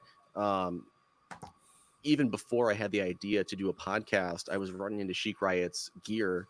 Because again, as a photographer, I kind of notice when clothes and gear looks good or not. And so many of the clothes I see women wearing are kind of like either guy versions, female versions of a guy thing, or it's just pink or whatever. And nothing really stood out too much. But when I ran across Chic Riot stuff, I was like, man, that's kind of neat. What is that?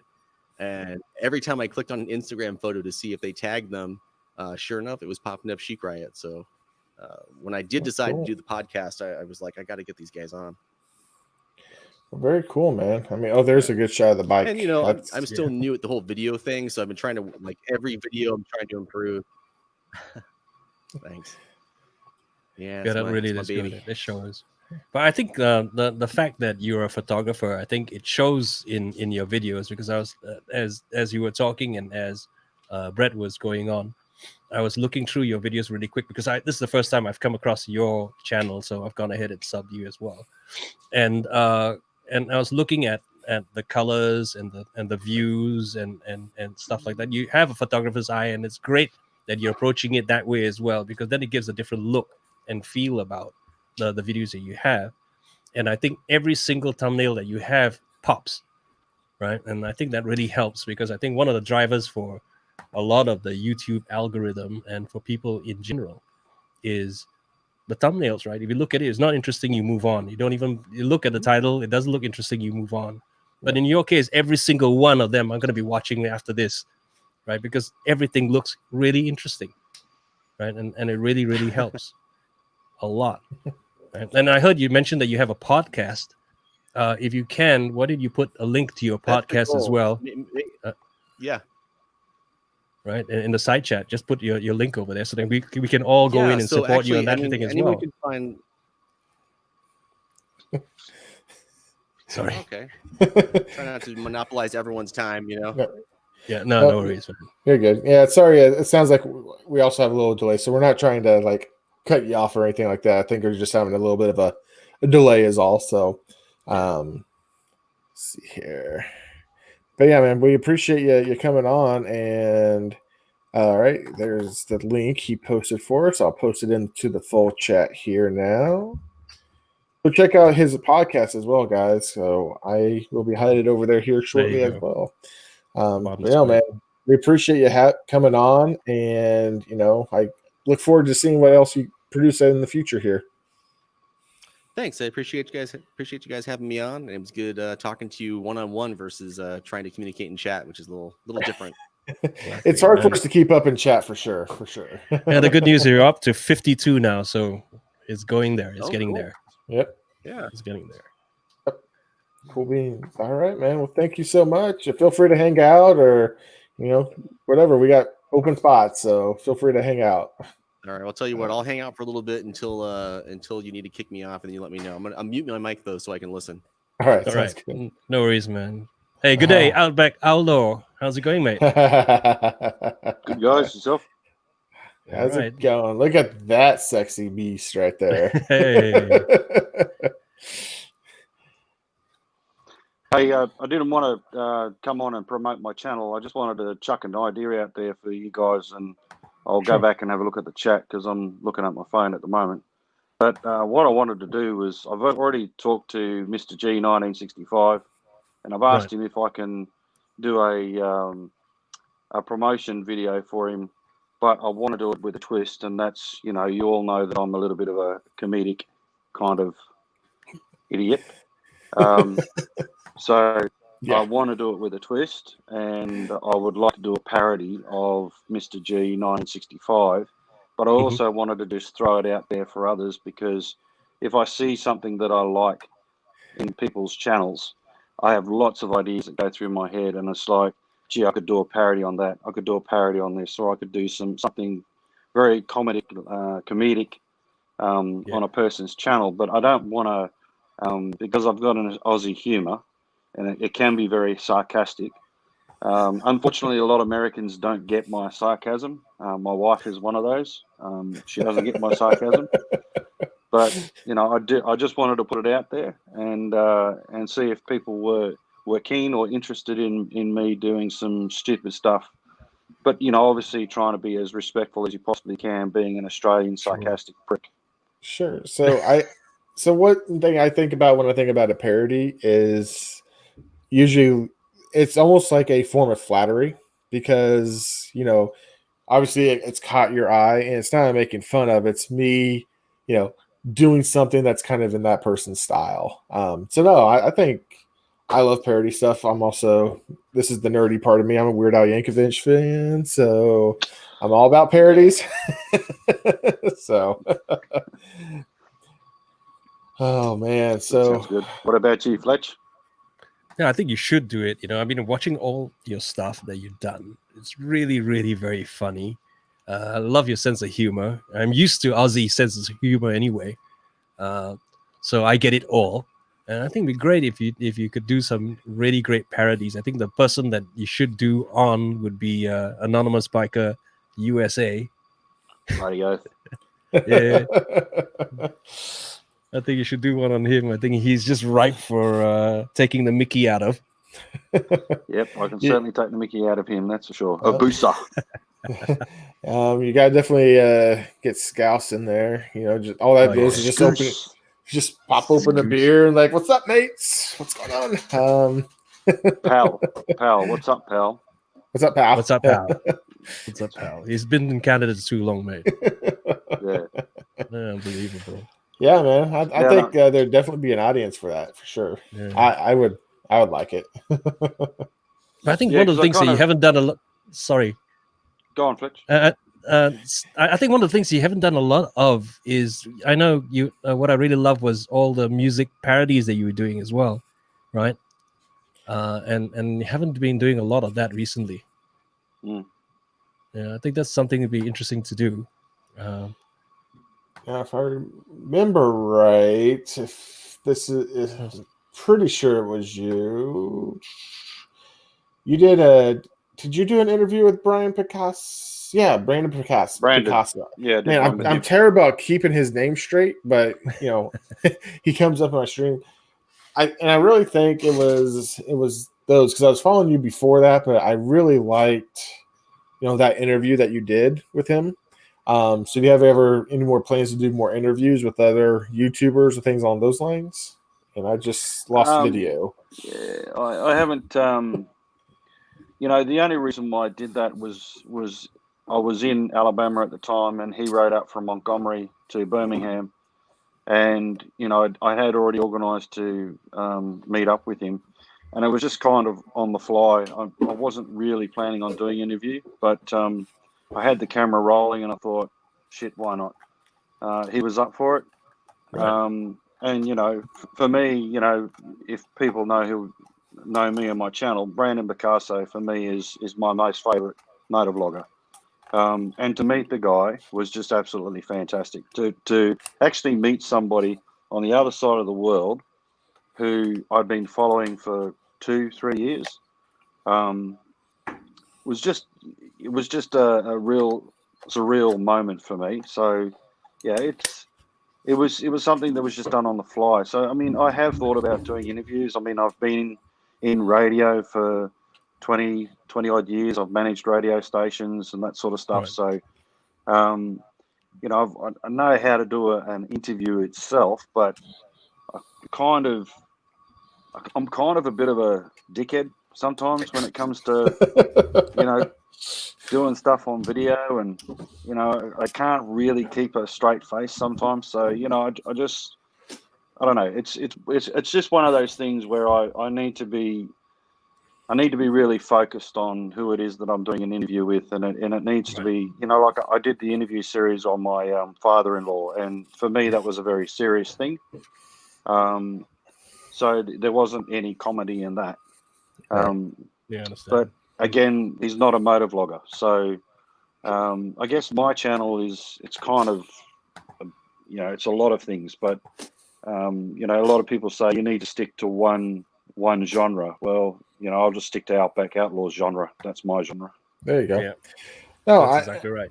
I think that's a good point that you just made there, because if you think about it, YouTube should be what? It should be expressing what you want or what you want to share with the world. I mean, if that's what you want to do, then who's to say you can't do that? If you want people to view your video, you can't do this. I'm like, no. I don't care if people view my video or not. The people I know about and know me personally are going to watch it, and that's the ones that are important to me. So I might have 50 views, but I know those 50 views are people who I know I want watching my stuff. So yeah, screw what everyone else wants. It's what you want, man. Exactly. Yeah, and I mean, like, go on, Fletch. I know. No, go on, please. That was just something that I wanted to bring up. Anyway, With the reaction videos, I only did those for my granddaughter and my daughter. And I actually got quite a lot of views from those, but it's not something like, if I was a monetized channel, you wouldn't be able to be monetized on those videos anyway because of copyright claims. So for me, it's not about how many views I get. I mean, there are some. I mean, I do look at my analytics and I go, oh yeah, I see that video didn't do very well. Then I go and have a look at the video, and it's, it hasn't been edited well. And a lot of people, they want to see some slick production. A lot of people become very critical about your videos, just particularly when you've got more subscribers. They go, well, you've got 500 or 600 or 700 subscribers. Your video should be a lot better than somebody who's got 57. But for me, I really don't care about that stuff. I love doing the editing. I love the whole creativity of being able to create something. And if I don't like it, I won't post it. I There you don't go. really care if nobody likes it or not. If I get one view, I get one view, and then I'll be the one who critiques my content and go, well, that was shit, or obviously people don't get my humor. All right. No, I've been there where I feel like I've watched my own video before. I'm like, should I have even posted this? And then I'll forget about it, and I'll come back a week later, and it's got one of my better videos. I'm like, wait, this was bad. Why is it being clicked on because it is bad, or what's the deal? And then something I'm super proud of will be like you have like the 2 or 3 video views. I'm like, all right, I just give up. So that's why I've stopped chasing subs. I stopped chasing views. Having my other second kid now has really kind of put that into perspective as far as what's important. It's like I don't need the stress of all that going on around me. It's just if I want to put out content, I'm going to put out content because I want to. So that's why Fletch and we do this thing. We do some side gigs as well that we're working on just to kind of, broaden our horizons. And I think that's kind of what you do. You have a little bit of everything, and it's, entertaining too. Exactly. I think, mate, to me is the approach that you're doing and the stuff that you're putting out. Obviously, people are tuned to it, right? People love the stuff that you're putting out because why? You're passionate about it. You don't have to care, or we shouldn't have to care too much about the views or whether they like it or not. The fact that they're watching it, they like it. Otherwise, they won't watch it at all, right? Yeah. And it shouldn't matter. And I think the things that you're putting out is the passion can be seen in there, right? And everybody just loves it, right? And I love the stuff that you put out. And again, as I was saying to the others, I now have so many channels to watch. I put the weekend aside to follow you, to watch all the channels and everything else, and I always watch yours because I get it puts a smile on my face whenever I see it, right? And the things that you do really interest me anyway, right? Because there's a passion behind it, and I think we should just continue doing that anyway. But the one thing that's caught my eye though, and it's The something fart that show Paul has mentioned, is the paintings behind you. Are those yours? Yeah, they are. This one here was painted by my Aboriginal brother, Gruckboy. Right. I am going to do an interview with Gruckboy at some stage. That'd be nice. And he's the one who painted that. This is my totem, the file snake. Mhm. So it's the file snake within the lilies. The one behind the skull was painted by my Aboriginal father, and that's Very nice. Beautiful. It's another snake. Yeah. Pick it up. That's beautiful, man. That's True. nice. That's incredible. I love it. So he painted that just before he passed away in 2012, and he was the most senior ceremony man in the Northern Territory. I do have another painting behind here, which is from North Queensland, Arakoon. It's Saltwater Dreaming, and I've got another painting over next to my monster chair, which is that one there. Oh, nice. Yeah, all those paintings really caught my eye, and I love these. They're beautiful. And this is it's like a what do you call it? A copper. Yeah. A copper drawing. That's just a print of it, and I found that on eBay, and I bought that on eBay. So, yeah, I mean, I grew up in Aboriginal society, and I'm still living in Aboriginal society right now. So for me, it's part of who I am. And I think that kind of permeates through my music as well.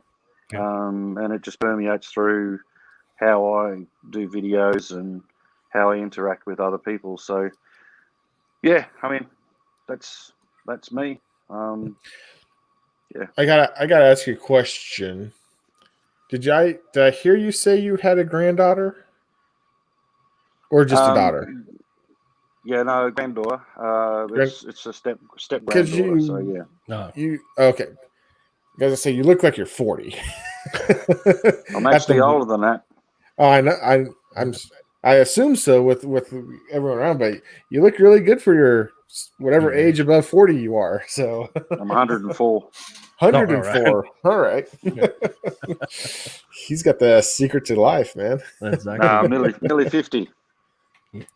Awesome, man. Nearly pushing 50. So it's I enjoy YouTube. I enjoy creating. There's actually, I just saw a comment there from Boots and Jeans about the ego and pride, and that's something that I've had issues with for a long time, for many years. I mean, I was a musician up on stage, and girls were throwing themselves at me and all that sort of stuff, and egos were just, it was a real problem for me. And I had long hair for a long time, and one of the reasons why I cut it off was because, as the Bible says, pride is the first thing that makes you fall.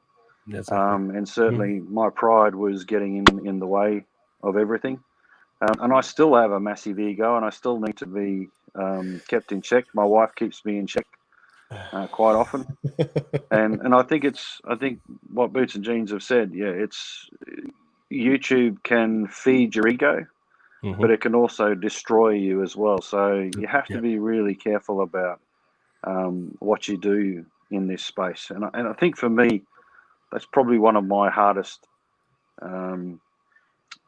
biggest drawbacks is, I see people make some really good comments, and I go, oh wow, yeah, and it does. It builds that, I guess, false sense of grandeur. You think that you're somebody that you really aren't. And you have to be very, very careful. And for me, I'm just being honest with you, it is a difficult thing for me. No, sure thing. I mean, we understand where you're coming from, but again, I think your humility shows anyway, right? We know that you've done a lot of stuff, and I think what makes, or at least for me, I speak for myself, when I'm drawn to your videos, I'm drawn towards the sincerity, right? And the stuff that you're doing. And I think it shows through anyway in your videos. And I think that's what a lot of people love about the stuff that you do. And again, keep on doing the same things, right? And Appreciate it, guys. Right. And I think you put a lot of your life into it. In a sense, when I say life, I mean your culture, your family, and the way you feel. And the paintings show it as well. And the fact that you're putting up videos talking about it.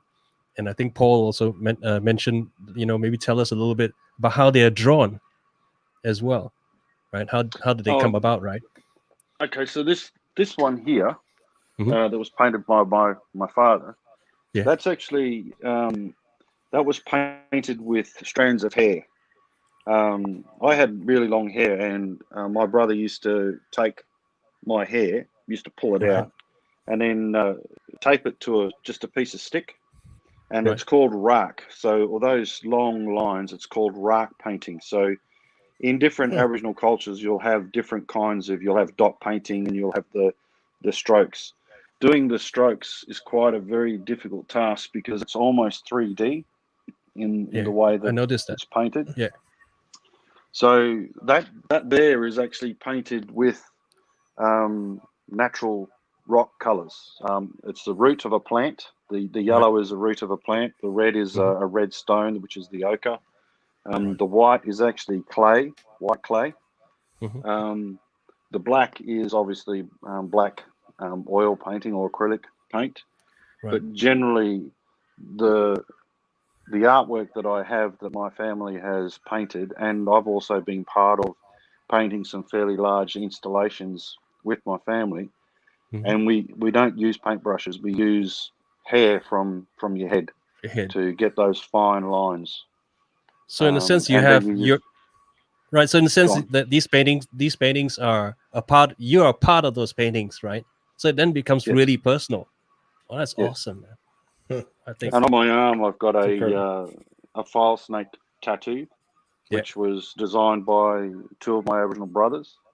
And so that's kind of like it is my totem. So when I actually got the tattoo on my arm, and I went back out to home, and all the family saw the tattoo, they were just blown away that some white fella had gone and painted the totem on their arm. And it is interesting because I've grown up in Aboriginal culture, and they don't see me as a white bloke. They see me as one of them. Yeah, The only time you experience racism is when you walk back into the white fella society. right. It's very, Yep. it's a very different kind of world. And currently in the business that I'm in at the moment, Mhm. I'm having to fight a huge amount of racism from old guard thinking people. People that actually have come into an Aboriginal community Mhm. and said, "I'm a officer of the Crown. I do not need to ask permission to enter your community." They still think they're back in the 1700s. Oh my God, that's sad. But hopefully these people learn, right? And we live on, trying to keep what we feel true to, right? And I think that's what you're doing. So that's great, right? And we all, if you cut us under the skin, we're still bleeding red at the end of the day. That's exactly right. Yeah. So yeah. And what's anyway. bad is, you're talking about the racism down there. It's all over. It's everywhere. It's I mean, everywhere. Singapore, it's here in the United States. I live in a pretty rednecky area, so I live here because it's cheap, not because of the people around me. But it's everyone's welcome in my home. But it's just I just don't get it. And maybe it's just because I'm the next generation down. Then maybe the next generation below us and below us will finally get it sorted out and get it right. But all we can keep doing is I'm going to teach my boys, boy and girl, to it doesn't matter what color this is. It's what's in here. So, yep, exactly right. Exactly right. Very much so. Yeah. Anyway, I don't want to take up your time, guys. I just wanted to throw that out as an idea. And just I'm not sure what anybody said in the chat, but I'd certainly like to do something to promote other channels, but do it in a comedic way. Yeah. Well, actually, before you go, when I was doing that shout out challenge that I was doing, my intent was to actually impersonate all of those channels as I was motovlogging. But I found when I got on the actual bike to do it myself, only my persona came out, so I couldn't actually figure it out. So if you can figure out a way to do it, I say have at it, man. I think it'd be awesome. We're looking forward to that for sure. If you could, some people are easy to make a parody of, but it's just some people have to really think about it, right? And I don't know, guys, on the side chat, if you have an idea of how Outback could go and do a parody and promote your channel, put up some ideas in the side chat, because so far I haven't seen anything yet. But put out a side chat on how you would like to be featured on his channel and how he's gonna do you the best that you can think. Yeah. Back in the day, I used to be able to sing like Jim Neighbours and Kamal and do Elvis impersonations. I was an Elvis impersonator for a long time. And I was able to pull off people's voices. I had a teacher who was a Filipino, and nobody could understand a word of what he said. And he came to our school to teach us English, which we thought was hilarious because none of us could understand anything he said anyway, and he couldn't speak English properly. And his kids were actually going to the same school, and I would speak like him as they were walking away, and they would turn around looking for their dad, and they couldn't see their dad. And then I became good friends with their kids, and I'd ring up on the phone, and I'd speak to the wife, speaking like him, and she'd start talking to me about all sorts of things, what they're going to have for dinner and all the rest of it. Rang my auntie once, and I spoke to her because she was married to an Indian pastor, and I was talking to her just like Uncle Willie, and she was talking to me about what she was going to have for dinner and all the rest of it. So I haven't done a lot of that in a long time, but if I do a little bit of work on it, I think I might be able to pull off Mr. G's accent. There you go. Oh, yeah. That's going to be interesting. I look forward to that, mate. I think, and guys, put out an idea in the side chat, or even message Outback of how you would like to do, or like him to do you, right, and promote your channel anyway. Yeah. I appreciate you coming on, Outback. Thank you, man. Thanks, guys. Appreciate it. Keep up the great Appreciate work, man. Really like it. Thanks, mate. All right. Have a good one. Thank you. See ya. See you, mate. All right. So, well, I think if there's no other new channels on, why don't just people just hop in and just shoot the breeze, right? I'm not sure. Yeah, I see the link for the chat is on. So why don't you just go ahead? I think that's interesting, right? So put out some ideas. Think about how Outback can go and do a parody and promote your video. I can't imagine him doing me. So, I don't think I have anything that's interesting. If I was to impersonate Fletch, I would go on a motor vlog and have about 40 different types of cameras with a drone following me. Oh, yeah. And running away from it, And running away from it with Yeah. a little husky dog. Yeah, I picked up on that. Boots and jeans. Yeah, boots and jeans. I know. I was trying not to be pervy or anything, but I'd like to do you. So far, I managed to keep it PG today. So yeah, we actually did pretty good today, actually, with our language. I know. I think I went one large slip. I did. But I know Boots and Jeans said they would like to come on. They have a little bit of an internet connection issue right now, but I did want to go ahead and plug them as well, even though I'm sure everyone who's still listening knows them. But guys, you gotta go check out their channel. Pacific Coast Highway, California. If any of these things interest you, learning how to ride better interests you. Yep. Husband and wife team. Top notch. Check them out. I'll put their link here in the side chat here in a minute after we bring back Mr. Trouble, Roland Keith. Yeah, but before good man. And before I continue, though, I'd like to say, Boots and Jeans Riders. I'd really love that series that you were doing on safety and how to brake properly and everything else. I think that was really awesome. Yeah, that was good. Because I think at the end of the day, is all of us have our licenses for more than a couple of decades already, and we tend to forget about the basics, right? And I think the basics, like knowing how to brake, doing the curves, how to do the twisties and everything else, and how to handle yourself, counter steering. I think that was an excellent series. I watched it all, and of course, most importantly is the rides that the both of you do, and I get to see where you guys are from, and you have some beautiful scenery out there, man. I just cannot get over the fact, that you have such a beautiful country there, man.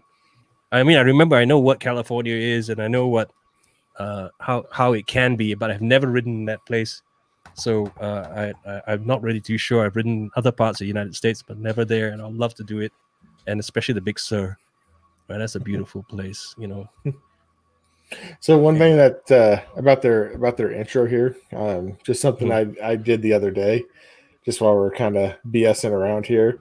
So that right there, so they have their GoPro on the ground. Mm-hmm. I did it in a parking garage just because I was trying to get a shot, and I had two GoPros set up, one on either side. It is hard not to get target fixation and almost knock one out.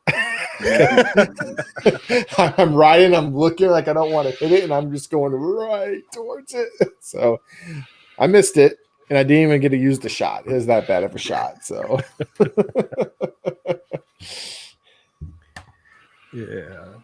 Raleigh, how's it going, mate? Yeah, good. I was just chuckling my head off listening about Outback doing a takeoff on Mr. G. I think that's going to be awesome. I was looking forward to that. Oh yeah, very much so. Good idea, Mr. Outback. Good idea. Yeah. Putting a bit of funny or a bit of humor into it all is not a bad thing at all. Yeah, I agree. Raleigh, I have a question. You own a ZX10, is it? No, 14. ZX14R. Yeah. Okay. So I was thinking, if I remember, it was a 14, not a 10. I've ridden the 10, and that's already a monster bike. I think once when they first came out with the ZX10, I think it's when they decided to follow the Busa in a sense, right? Putting it through a wind tunnel and everything else, to know that to produce the least amount of wind drag. resistance, wind drag and wind resistance and everything else. And I think that's what makes the bike really go. Plus the fact that you got 195 or more. I think the ZX14 is putting out 120. What's no, that? it's 190. It's 195. So 220, right? Horsepower. Yeah, depending on what model you got. Right. Yeah, because they went. I think up to 210 or 209. They peaked in the horsepower, and then from there on, they dropped the horsepower, increased the torque, and changed the gear ratios, Right. and actually made it faster. So it's just more tech, if you know what I mean. Yeah. What I find funny is the fact that Harley thinks putting out a Milwaukee A with 110 horsepower is something special, and then you got stuff like this where it's like 170, 180, 200. It's like this is mine easy, on the dyno pulls 173 kilowatt, which I think is 231 horsepower. 231. Yeah, it's about that. I mean, think about it. We have, but the capacity on the ZX14, anyways, is that's why it's called 14, right? It's 1,400 cc's. Yeah, that's what it is, right? Yeah. But a 114 is actually about 1,000, almost 1,900 cc's. Yeah, you know, so it's not about the cc's, but it's how the conversion between torque and power to the rear wheel, right? And how these anyway are not meant to be that way anyway. So it's just the whole engineering of it, of anything, you know, any engine. You could, cubic inch is not really the factor in terms of horsepower and torque. It's the complete design of it. It's like the M109R that swings an incredibly heavy crankshaft, which it develops its torque from that. Right. Whereas the ZX14 is totally different technology. Right. But they're awesome bikes. It doesn't matter what gear you're in. The amount of pull you get out of those things is just insane. In fact, it accelerates quicker than I can think, which is not that's true. Not unrealistic to think of when you're talking about some old bastard like me, you know. So. No, it's true. I mean, I had my run on the Busa, and I tried my friend's ZX10. Yeah, and already those were monsters. So I can't imagine the ZX14. What it's like, and I think I'm getting too old for that kind of thing anyway. So I thought I was, but I'm not. No, my problem is that I tend to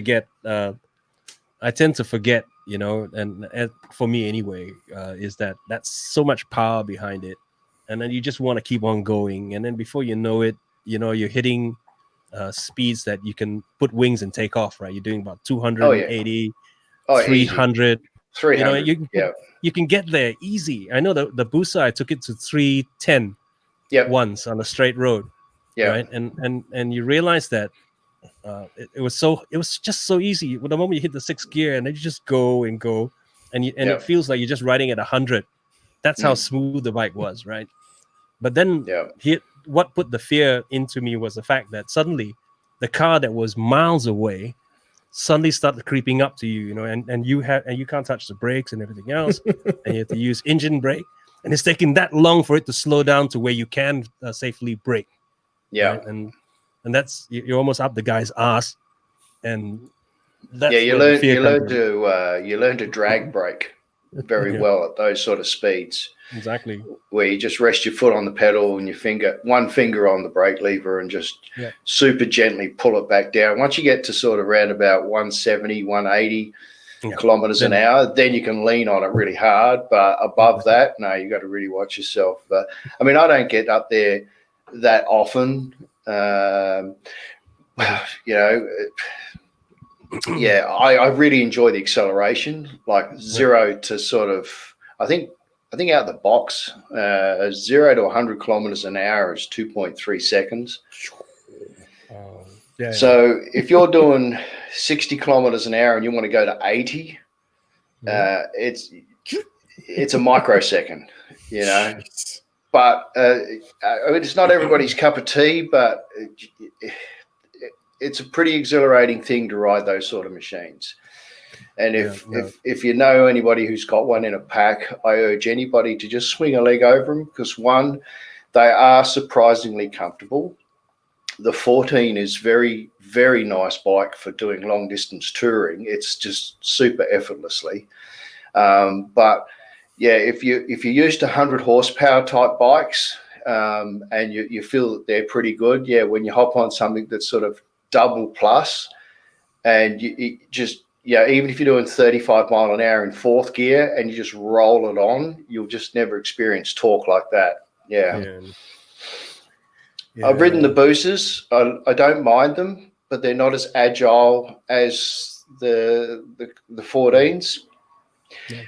And they're a bit clumsier in the corners. The boosters definitely more of a straight line bike, whereas the ZXs are a tourer. I tell you what's wrong with. I mean, okay, Suzuki was pushing the boosters out as a sports tourer, anyway. So if you realize it has a longer wheelbase, yep. So I found out the hard way when I first got my booster and took it out to the track.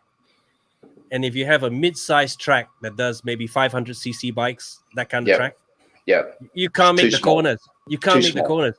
I was like literally almost onto the grass as I took the last one. You know, I was thinking, okay, now forget it. I'm definitely just gonna park on the side.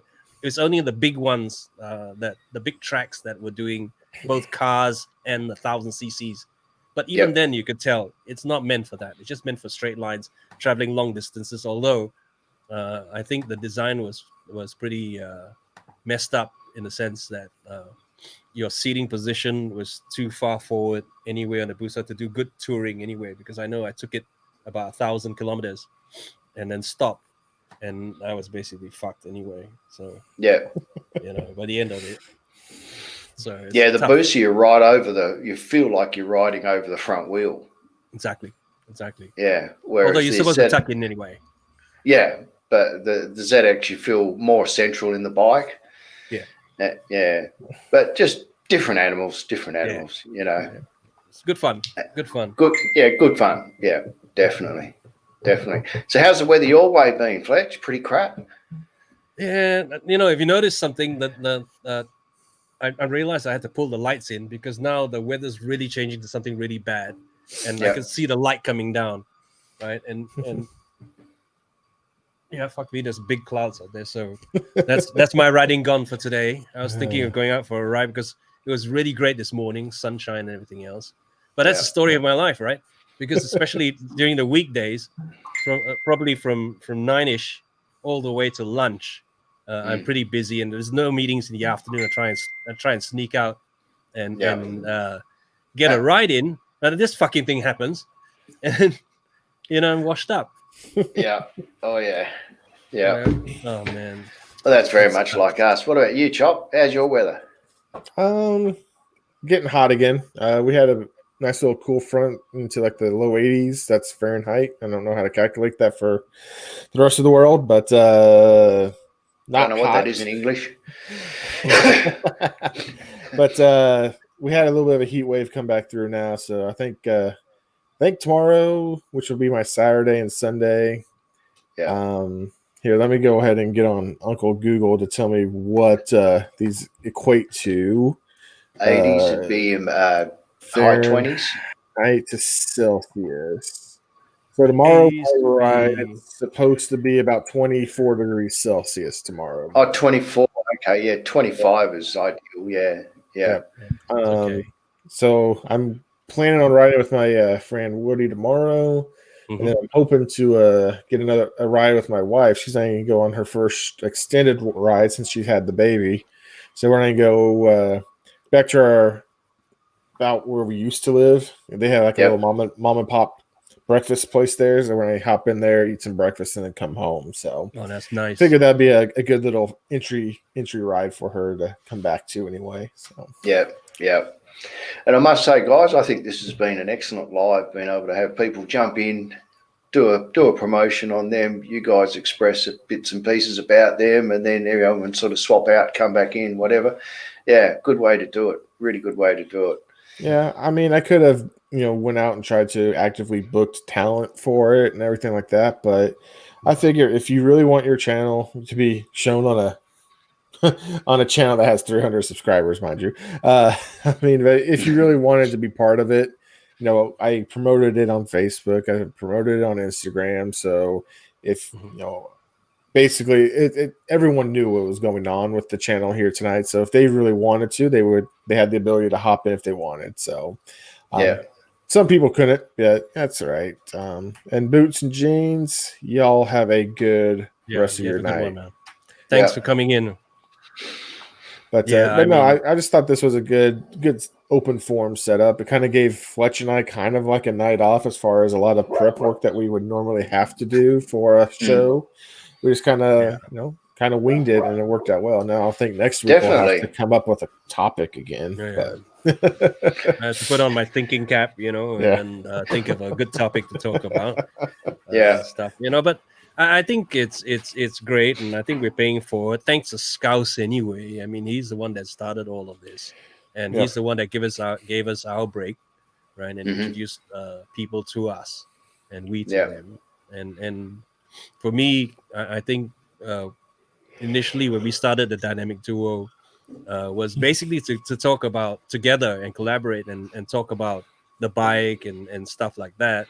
But I look forward to it now more because then it's about sharing with the other people in the community, right? Yep. And to be able to meet, and I think I've said it over and over again, I think we've all become friends. And I think with this, it couldn't happen 10, 15 years ago, but now in this day and age, with technology, you got Australia, Singapore, and the United States there already, and if we had the others that come in, we could be talking to across the different parts of the country. But I think it's the time zone anyway, because I know I have one of the guys, Vipers 916 from South Africa. Problem is that right now it's 3 a.m. for him, so it's not possible. So there's a lot of people that would like to join us but can't join us because of time zones and stuff. I mean, even in the United States, like Walton, PA, I know he's up to speak of the devil. Speak of the devil, there is Walton, PA. Hey man, how's it going? Hey Walt, good. How's it going? How you guys doing? I thought you'd be in bed. I was talking on you. Coffee's kicking in. Finally. Whoa. Hang on, sorry about that, guys. Hang on. I'll have to mute. Yeah, please mute that. Okay. Good. Coming in. Hey, Walt, how's it going? Good. How are you? Good, thank you. Why don't you tell us a little bit about yourself and your channel, man? Channel's a couple months old. I just ride around, and I like to hear myself talk. I do it until the cameras die, and that's pretty much been my channel from start to finish. Turn the cameras on, I talk, and I'm done when the cameras are done. And that's pretty much how it works out. Usually get you about 40 minutes of footage every time? Yeah, about 40 minutes, 40, 42, somewhere around there. Yep. I really like your channel a lot. And I think what was really cool is I know you're newer and you have 64 subscribers, but you're already doing stuff to help out the community as well. I mean, you're bringing in other channels that you like to watch yourself, and you're, bringing them in. Right? You brought in us. You've mentioned us multiple times, so we appreciate it for Definitely sure. Appreciate it for sure. But no, I think it's really awesome the way that you've started your channel now, and how it's hopefully going to continue to grow here for you. Mm-hmm. Yeah, I'm just trying to have fun, and I consume a lot of YouTube content just because I'm in front of a computer all day, and with this whole COVID situation, I'm working from home, so there's absolutely no reason why I can't just have YouTube playing all day long. And if I come across a video that I really like, I try to talk about it. Try to kind of, spread the love a little bit. So it looked like in one video, the last video, you were using the GoPro 8, but you have it in conjunction with the DJ Osmo. Is that correct? Oh, so I didn't want to get on the GoPro bandwagon because I hated the idea of buying that mic adapter. Uh-huh. And you know, I'm gonna root for the underdog. I'm gonna buy this DJI Osmo.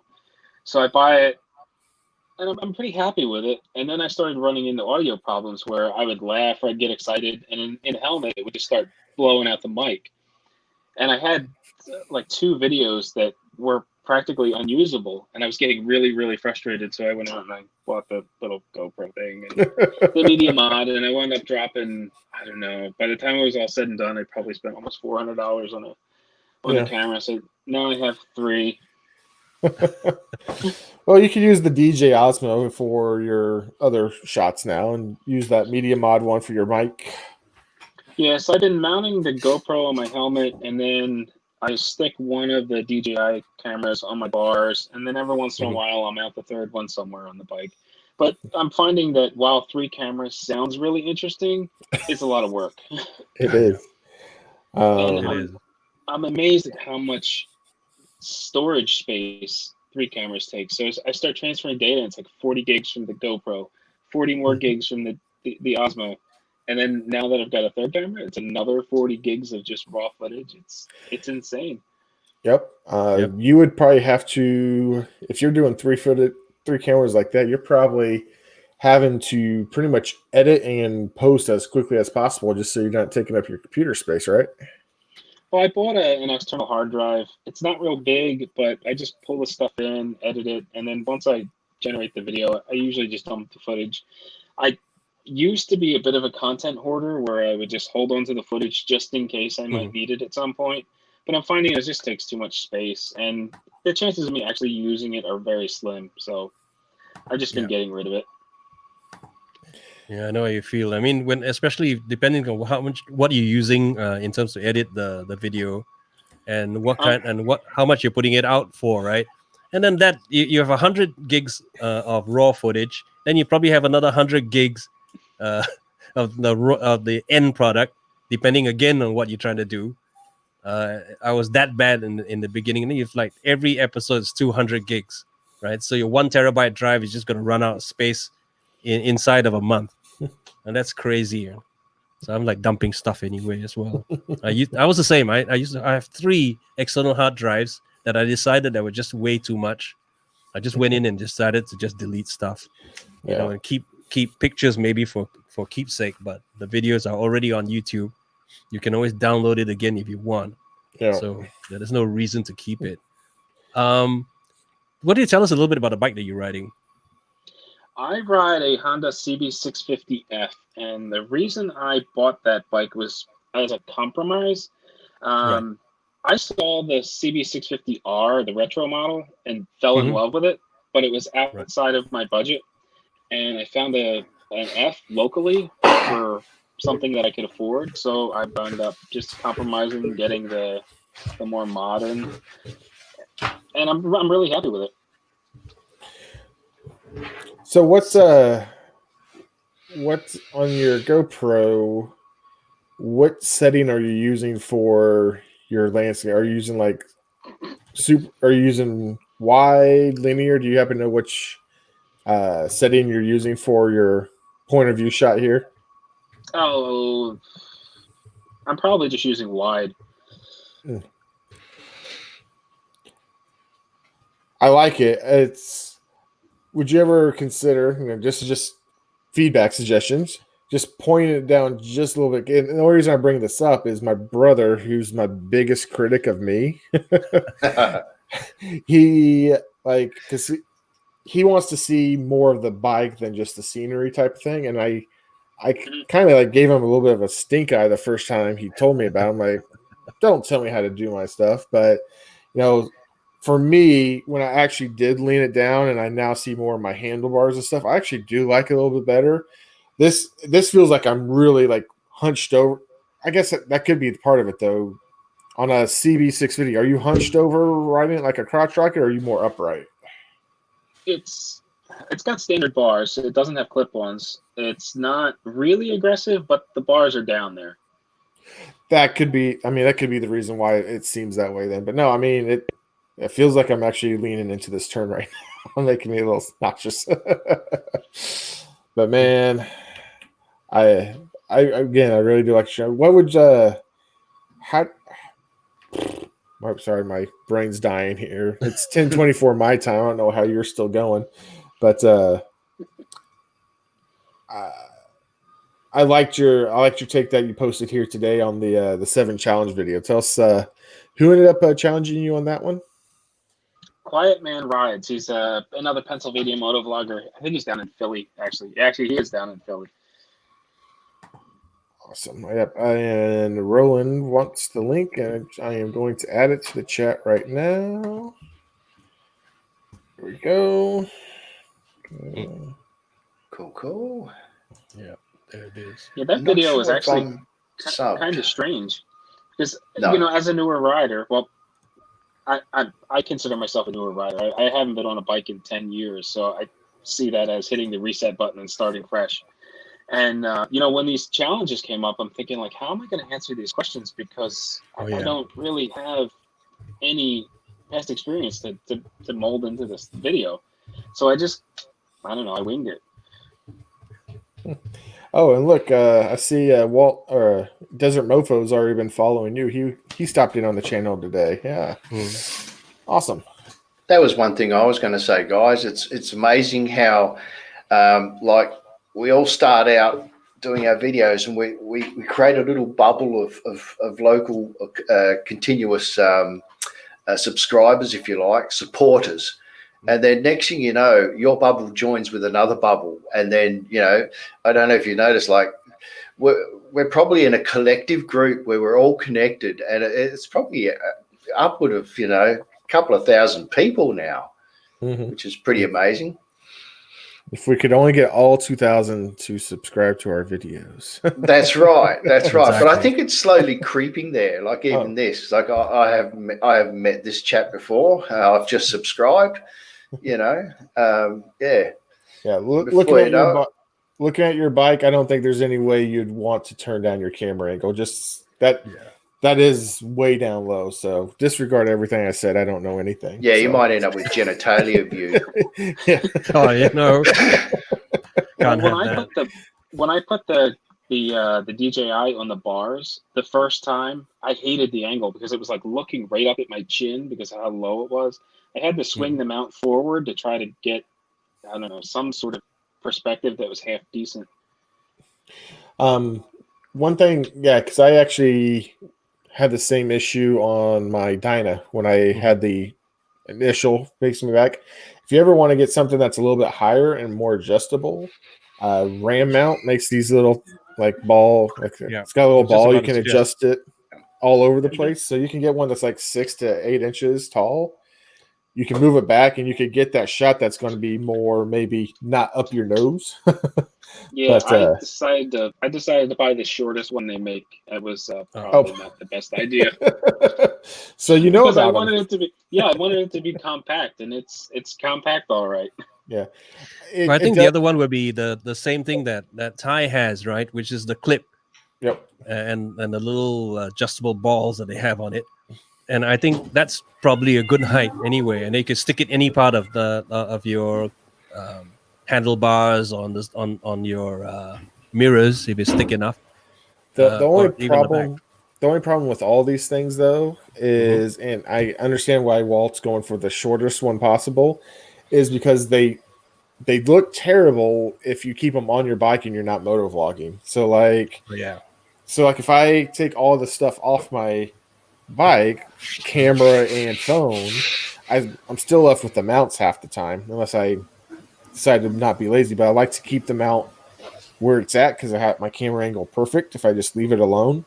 But if I'm riding around without my phone and that phone mount, and then I'm not riding without my GoPro and the RAM mount, it's like, this looks really bad. So you got this big old thing sticking off your handlebars that are already 12 inches high, then another 6 inches on top of that. It's just, but. What year's that bike? It's a 2018. 2018. Sharp. Yeah. Nice. So you said there was another type of bike that's similar to it. So what's its similar brother or sister, would you say it is? The CB650R. It's just a letter designation. And this is the F, right? Yeah, this is the F. I've ridden this bike before. It's nice. I want a old 1980s Honda CB750. Same. There's one for Same. sale. There's one for sale in my area that's like cherry on all the tins, no rust. It's got a piston ring issue, but they say it still runs. It fires up every time for only like $2,000. I'm like, I want it so bad. I want it so bad. Yeah. $2,000. Yeah. Rip the top end off, re-ring it. Yep. Put Humpty back together, and away you go. Those things are worth heaps these days here. Well, the whole cafe racer thing has taken off, and people have been turning them into that. So that's actually what the guy bought it for. But he's like, it's in such good shape, I can't justify destroying it. Taking off all these good parts. So he's like, I just want to sell it to someone else who will appreciate it. And I was like, well, I would appreciate it. Are you very mechanically minded? I mean, enough to get it in trouble. I think we're all YouTube mechanics in a way, so. Yeah, because a re-ring job on that wouldn't be terribly difficult. Well, what was that, Walt? Sorry, Walt. My dad's got an old 1980 CBX that he's been riding off and on for years, and I can't believe the cult following that bike has. It's really interesting, but I want to say I got curious one day and I decided to look for one just to see what they cost, and I think they're north of $10,000 for something that barely runs. Wow. Yeah, that I'm not surprised with that. It's the vintage thing about it. I mean, to me, is they know the value in terms of resale because of the fact that it's vintage, and they know what else they can do on it. It's the same thing. I mean, I have a friend who has a 1984 Suzuki Katana, right? One of the jobs that has the headlights that pops up when you put on the ignition, right? And there's still people that are willing to pay $20,000-$30,000 for it when it costs next to nothing, and it's because it doesn't exist anymore, and it's a classic, and the fact that it's just so unique, it's like a DeLorean. It looks like a DeLorean for bikes, right? When you have the headlight that pops up and the way it looks like something out of the Japanese anime stuff, So everybody and he's put a lot of work in it. He's overhauled the engine. He's put a lot of stuff. He's brought it back to its original paint job, right? And try to get the original parts and everything else. And I think that's why it's all these bikes are so sought after, and why it's so much more expensive than the new stuff. I mean, here's some. I just did a quick Google search for the early '80s CB 750s. The MSRP retail on them was like $1,400 to $1,500. So the fact that a decently running one is for $2,000. I mean, granted, yes, inflation, everything's different, but if you bought that bike for $1,500 way back when, at least you could sell for $1,500 today.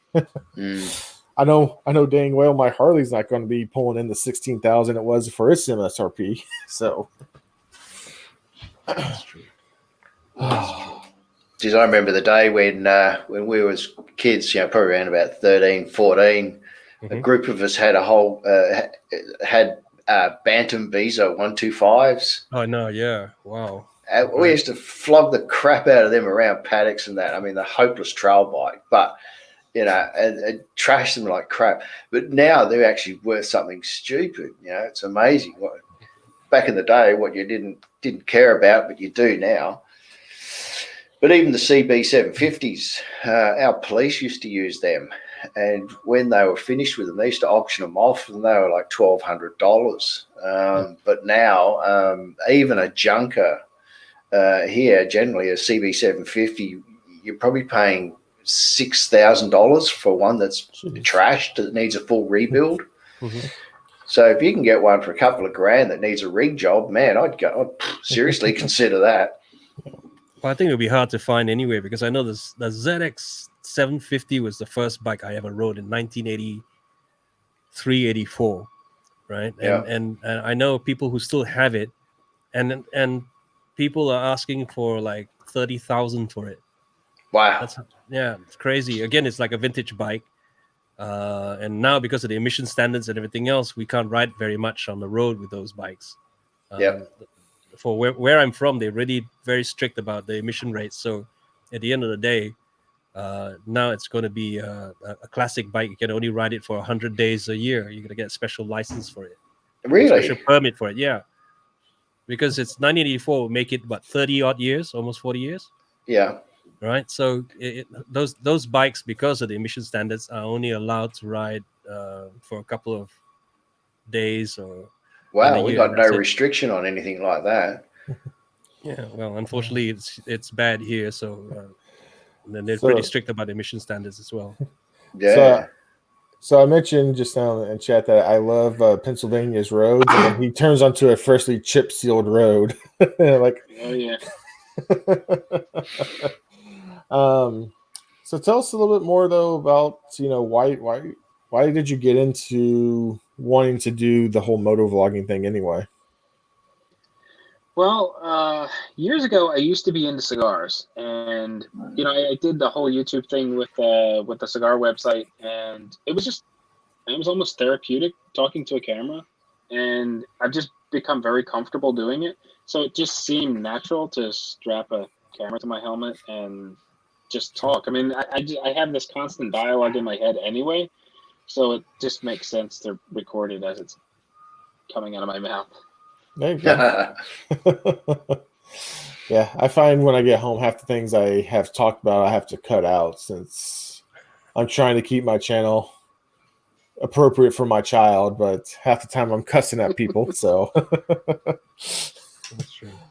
Yeah, I think in my case, I have like almost an hour of footage, and I'm talking in that entire hour, and then you find that okay, this is rubbish. You have to cut this out and cut it out. But I think I find myself talking too much as well, so I've learned to cut it down. I know the first few videos I started putting out were like 15 minutes or so, crazy, and I think who's going to be listening to me for 15 minutes?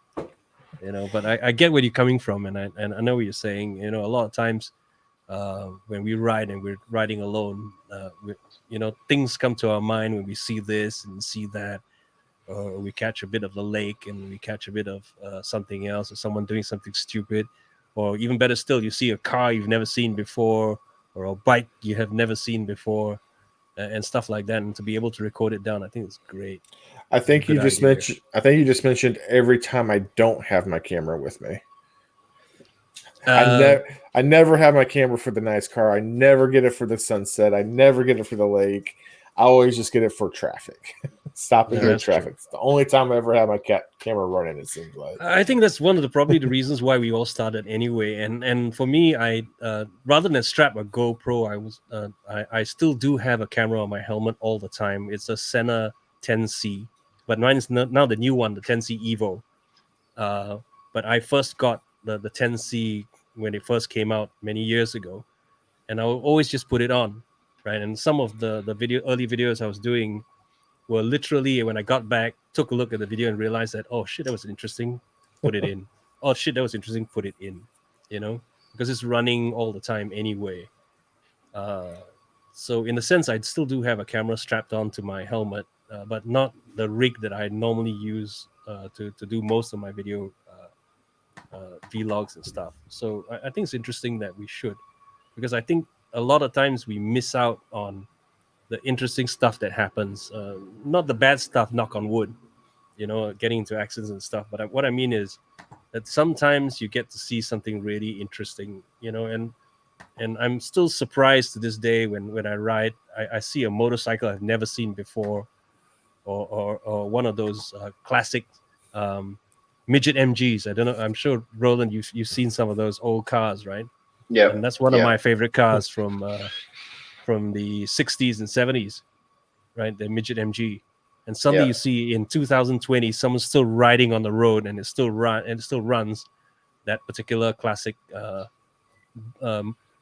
right? And that's I think James Bond used it in one of his movies as well. I think it was one of the older ones with Sean Connery, but I think that's an iconic car, right? Suddenly you see, and especially in Asia, where it's humid and fucking raining half the time, and the guy has a top down, right? Yeah, which I thought was fucking stupid anyway. It's fucking hot. I love these bridge things. They're cool. Oh yeah, nice. Mm-hmm. So do you do a lot of seeking out type things, Walt, or is it just you just wanted to go look for covered bridges one day?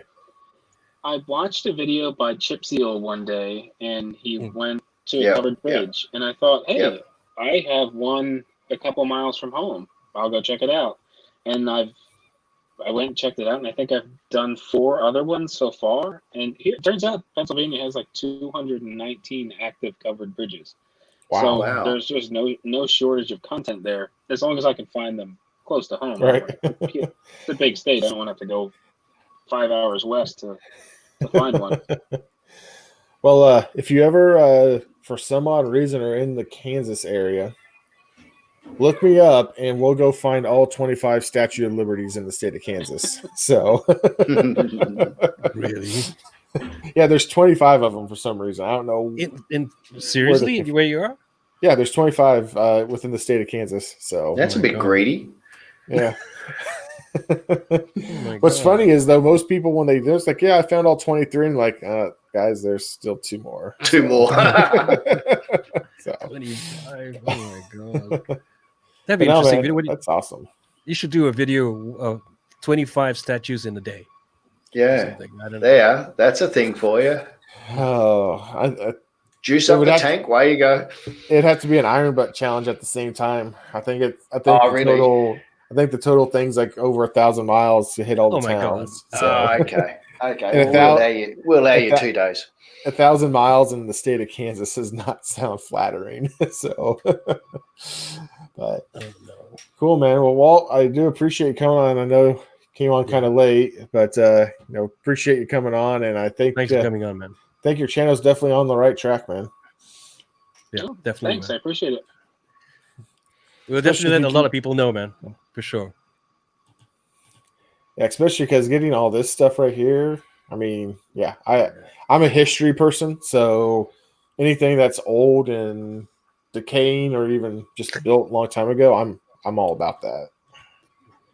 And it looks like it's a popular bridge still.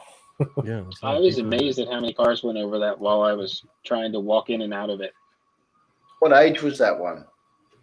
1850s, I think. Wow. Wow. Wow. Yeah, they're really cool. We don't have anything like that here. I mean, we have wooden bridges, but they're not covered over. Actually, I don't think we got too many of them kicking around anymore. They used to be in the 60s, but probably not so much now. They're all being pulled down and being rebuilt. Does anyone know why the covered bridge even exists? Well, if it's raining, us riders can hide in there. Oh, yeah. Oh yeah, that's Yeah, given, yeah. but I'm assuming in 1800 there wasn't that many people riding motorcycles, so No. But what's the advantage of them? Yeah, why are they covered? I think it's to keep the weather off in states with snow.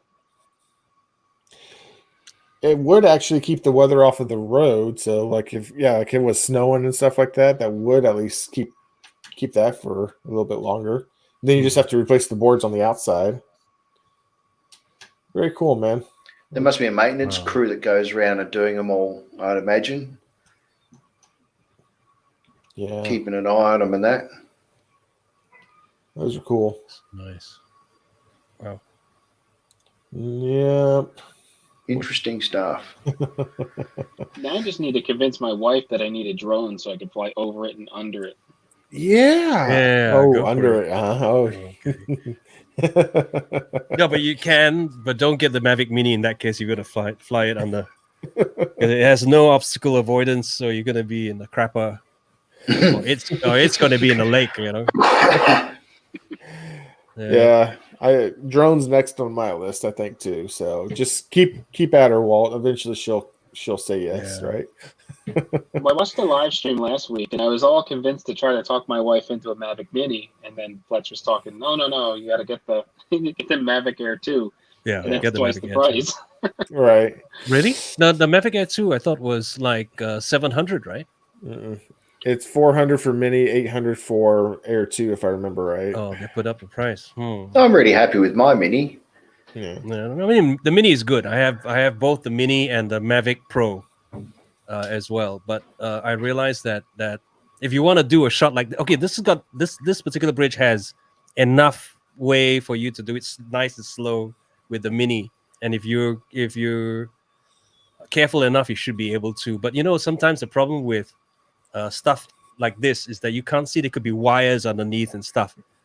The Mavic Air and the Mavic Pro that I have is able to recognize shit like that, and it would just stop and you can't go anymore. And then you realize that, okay, there really is an obstacle, because you don't want to lose a $400 or $700 Yeah, exactly. Yeah, piece of kit into the drink, right? Drink. Yeah. And even if you pay for the what do you call it, the DJI Care thing, they know if you dropped it into the drink, they're not going to give you a new one, right? They probably you have to pay for repairs. You're going to send it back to China, get it repaired, and send it back to you. It's going to cost you as much as getting in air.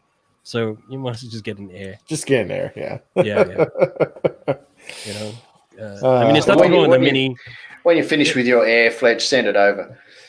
Yeah, no, I don't have an air. I have a mini, but I've got the Mavic 2 Pro as well. But to me, it's the mini is a good drone. I'm not saying it's a bad drone, but you really need to have a lot of flight time behind you to do stunts like that, because then you'll know well enough to gauge and know how to do it and be able to do it. And even with the number of hours I have behind me, I still crashed the motherfucker 3 times already since, and it's sturdy. I mean, it took a good beating. I mean, literally it hit the top of a tree and came flying, it came crashing down, and I still could start it up and launch it again. But I'm not going to take it for the 4th time, right? So I'm going to be really careful, because I keep forgetting they don't have obstacle avoidance. So I really have to be careful about it.